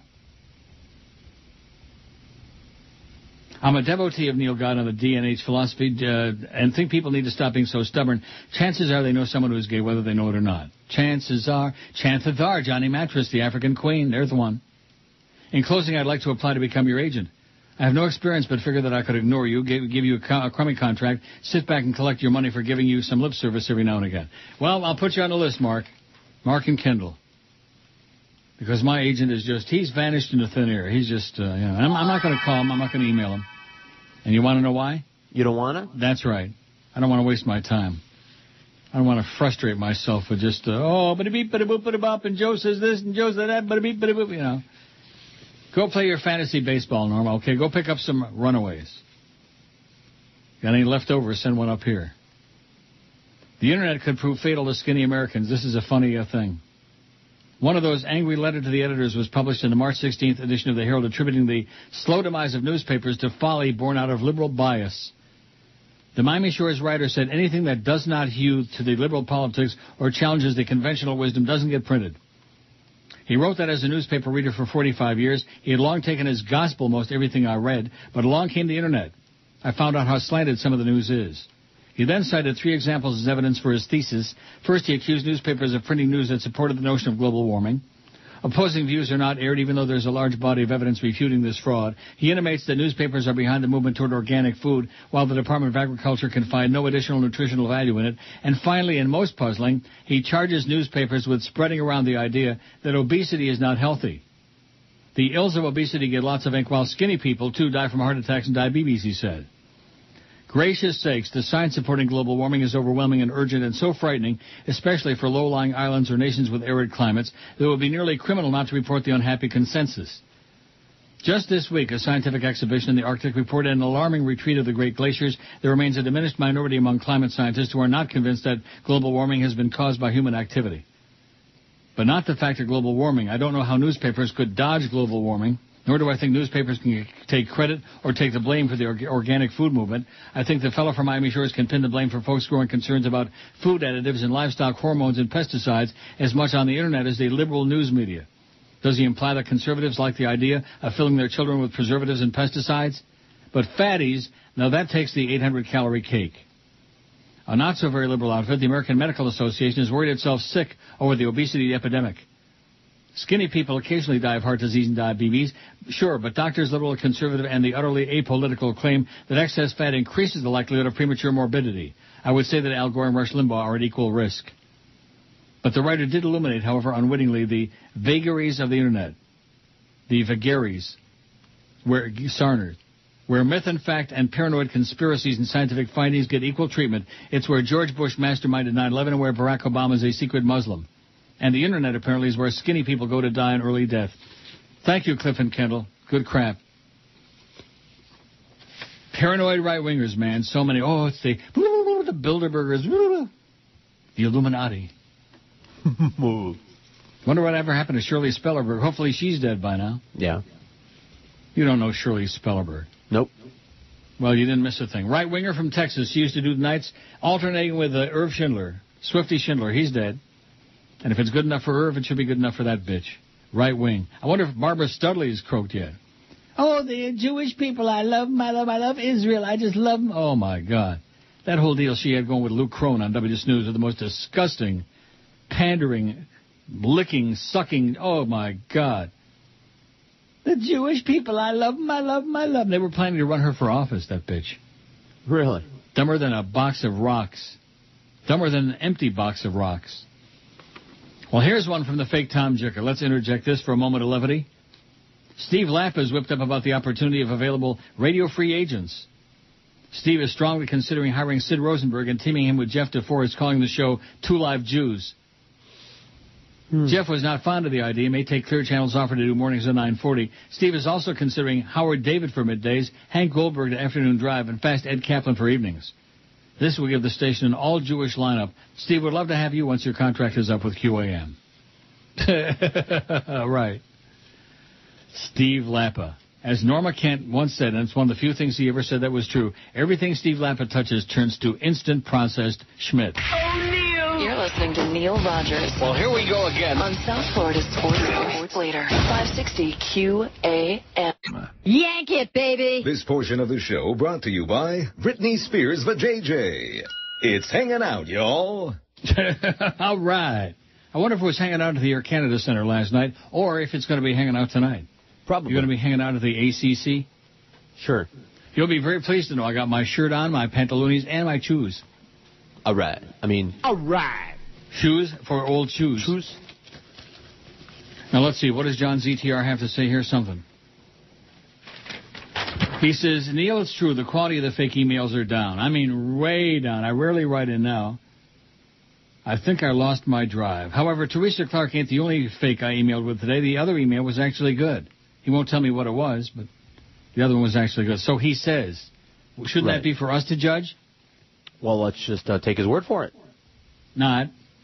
What's not? Snot. Snot. You think it's a fake email, but it's not. Oh, there he goes doing even more disgusting than eating on the air. Now he's like snotting his nose. Oh, that's who it was. That's the one about the eating on the air crab. Right, probably. Oh, for sure. Didn't I say Ben Schmiegel or whatever that? Yeah. That's John ZTR. Come on. Somebody gets upset enough to write an email about eating on the air. Give me a breath. Good God. Wait till you hear this. Speaking of breath, you'll puke. Former evangelical pastor Ted Haggard and his wife are planning another TV appearance, this time to talk about their marriage. The two are in L.A. taping an appearance on the syndicated 20th television show Divorce Court to be broadcast nationally April 1st. No fooling. The show's presiding judge, Lynn Toller, is interviewing the couple about how their marriage survived after a male prostitute from Denver alleged a cash-for-sex relationship with Ted Haggard in November 2006. Executive producer Mark Koberg says the scandal prompted Haggard to resign as president of the National Association of Evangelicals and New Life Church in Colorado Springs. The Haggards say their marriage and Christian faith are stronger than ever, and they want people to know that divorce is not the answer. No, finding a boyfriend for Ted, that's the answer. This is part of Ted's journey, Gail Haggard said. It's made him a better man. I see what's happened as a divine rescue. Oh, God. She said she was helped through her darkest hours by the biblical principles of forgiveness, compassion, and steadfastness, along with her husband's genuine repentance. The couple will be paid an undisclosed amount for the interview, the latest in a series of public appearances that started in January when Ted Haggard began promoting an HBO documentary, one of the worst pieces of swill I've ever seen, about his time in exile. He's also appeared on the Oprah Winfrey Show and Larry King Live, where he really got grilled and thrilled. Not. I wonder if he ever got as much tongue from his boyfriend as he got from Larry. Think? Ooh. Larry likes to get in his licks. Uh-huh. Well, that's also Cliff and Kendall. Thank you, Cliff. Cliff is filling Brandon's shoes today, sending some really interesting crap. We've got a few people out there that, send us interesting crap. Good. CJ, who's becoming very chronic. CJ from Deerfield Beach. Mm-hmm. See, when even you recognize some of the names that I know. Right. Now, are we going to have an additional spot on there today or not? I think not. We didn't have anything written in. No, correct. That really caught me with my plants down at the end of the show yesterday. Bad. I back time, which is one of the reasons I play the same bit so often at the end of the show, is because I got to find something that's roughly like, between a minute 50 and 2:05, 2:10. About a 2-minute bit. Now, of course, I don't have to start the break at the same time. I could, mix and match, but I don't want to. We're just creatures of habit, you know what I'm saying? Oh, we sure don't want to take up any of the Big O's time. Oh! Do we? No. CJ says, just wanted to write you and let you know that I can't stand what some of these right-wing idiots say that bash our president. Oh, this is weak. And tell Clarence that just because he's getting married doesn't mean he's butching up anytime soon. Because once he's married, he won't ever see his balls again. I think that's his balls. I don't know what. I don't think she's going to see him, so. Now, why would you say something like that? You don't think he's screwing his brains out? I have no idea. With her? I don't know. I have no idea. Well, what do you mean with her? With a beast? The beast, we know. Hey. That was practice. Practice makes perfect. Listen, wrong kind of practice. Or as they say at the rectory, practice makes prefect. Can't make no babies that way. Really? Really, trust me. That's what you think. I know how. Jane in Deerfield says, I don't know if you mentioned it, but today is the 6th anniversary of the unmitigated disaster. That's the Iraq War. No, I did mention it because we're trying to keep happy today, Jane. We don't want to get all morbid and depressed. You want to get morbid and depressed? Yeah, sure. I don't. Although emails have made it easier to communicate with you, at least the numbskull callers got you to read more bedtime stories, which the brain-dead public needed to hear. Oh, yeah. They're really tuned into those bedtime stories, Jane. They're oblivious. They're upset about AIG. They don't even know what the hell AIG is, but they're upset about it. They're pissed off about those bonuses, and they're pissed off about the bailout and yada, yada, yada. They don't care about the Iraq War and all the dead soldiers and dead Iraqis. They don't care. And that dog and pony show that Bush put on, that press dinner that night, oh, no weapons over here, making a joke out of it. Talk about an insult. Wow. And the public is like, oh, that was pretty funny, George. It says, I know yours is a fun show, but I think Americans should take at least a moment to reflect on the howling mob mentality that rushed us into this horrible slaughterhouse, Iraq. What was the mob mentality? It was the neocons. There was no mob. It was a bunch of Nazis. A Nazi mob. A small Nazi mob of self-hating Jews. Although Dick Cheney at least ain't Jewish, thank God. All the dead and suffering, not to mention our brave soldiers, and neither is, what's his name, Rummy. Bin Laden said he was going to bankrupt us. Look, it looks like he understood America's general ignorance and succeeded. Sorry for the downer. Love you, Jane Deerfield. Notice how I left that to right about the end of the show? I've had it for a while, but it's a downer. John ZTR. Isn't this something that we got a fake emailer who now communicates with us and tells us which fake emails he sent in? They're really weak now, John. Not up to the old standards. I'm trying to think of some of the really good ones. Remember those long instructional ones about the show and about my life and about you? Oh, yes! That was good stuff. Oh, here you go. My name is Andrew Norris. I'm an attorney working with a reputable legal firm, Hogarth Chambers in London. He's got $12 million U.S. for me. Wow, we both won today.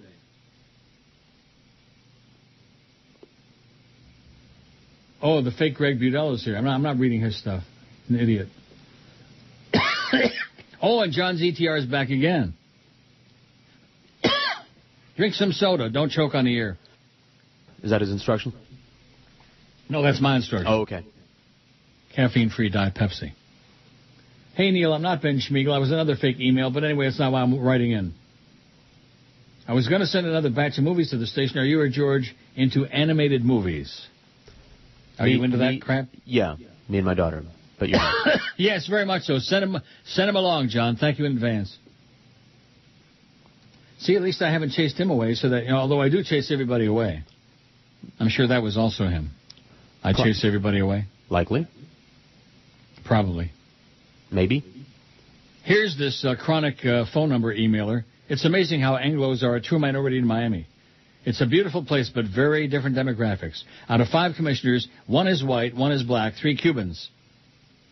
I know, they're technically white, he says. What does that mean, technically white? I wonder if punks moving into Brickell will start voting, it says. Probably not. How's that thing coming with the stadium, by the way? Let me click on the Herald website. I bet you there's going to be a big headline that says, no, Miami Commission to vote on Marlins Stadium. Still the same old crapola. They haven't voted yet. They'll probably do it during the Big O show. It'll be breathless. Somebody will come running in. Oh, my God, they just voted in favor of the... Yeah. It'll pass. You'll see. The die is cast. The fix is in. That's how they slipped through the Metro Rail. The public voted against the Metro Rail. They just fixed the vote. They fixed the vote. They rigged it. Yeah. I remember it was like yesterday. It was losing big time. And then, when the vote came in from Homestead, why the hell would the people in Homestead vote for the Metro Rail? Shut up. That's why. Yeah, that's right. Business. You got it. Here's the poll. The best thing about living in South Florida is the weather, 211. The Neil Rogers Show, 116. I don't live in South Florida, 100. The Beach, 56. My family is here, 49. My family isn't here, 25. The women, 20. The Everglades, 14. The diverse culture, 12. The food, 8. The fishing, 7. You actually put that on there, huh? Yeah. Tight lines and good fishing. A lot of people come from all over the place to fish down here. Wow. How very sad. The sports team, 7. The job opportunity, 6. The landscape, 2. Love those Malalucas, baby, with that bark all over the place. Oh. And the nightlife, 1. The shopping, none. The nightlife, solamente uno. And the shopping, none. 0. So I guess we can't say, see you at the Sawgrass. Oh, Neil! You're listening to Neil Rogers. Because we won't. Here we go again. On South Florida's Sports Leader, 560 QAM. It's Dave in Miami town. 560 WQAM.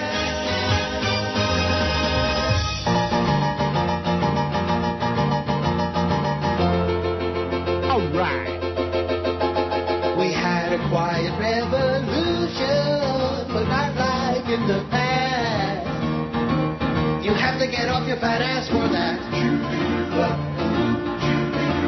Now please restore our Constitution as we used to know, and give us our civil rights back.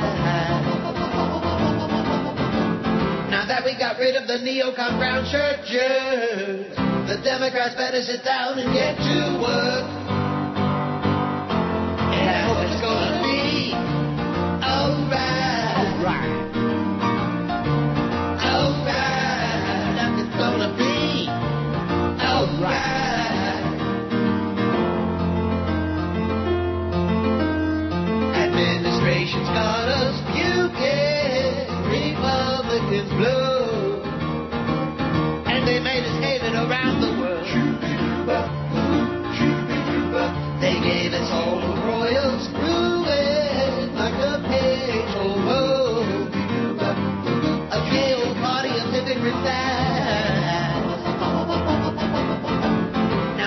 bulldozer and to polish K-Street. And you got it with Peach to make the job complete. And the best we're gonna be. Alright. Alright. Your legs crossed that will be. Alright. Alright. Alright.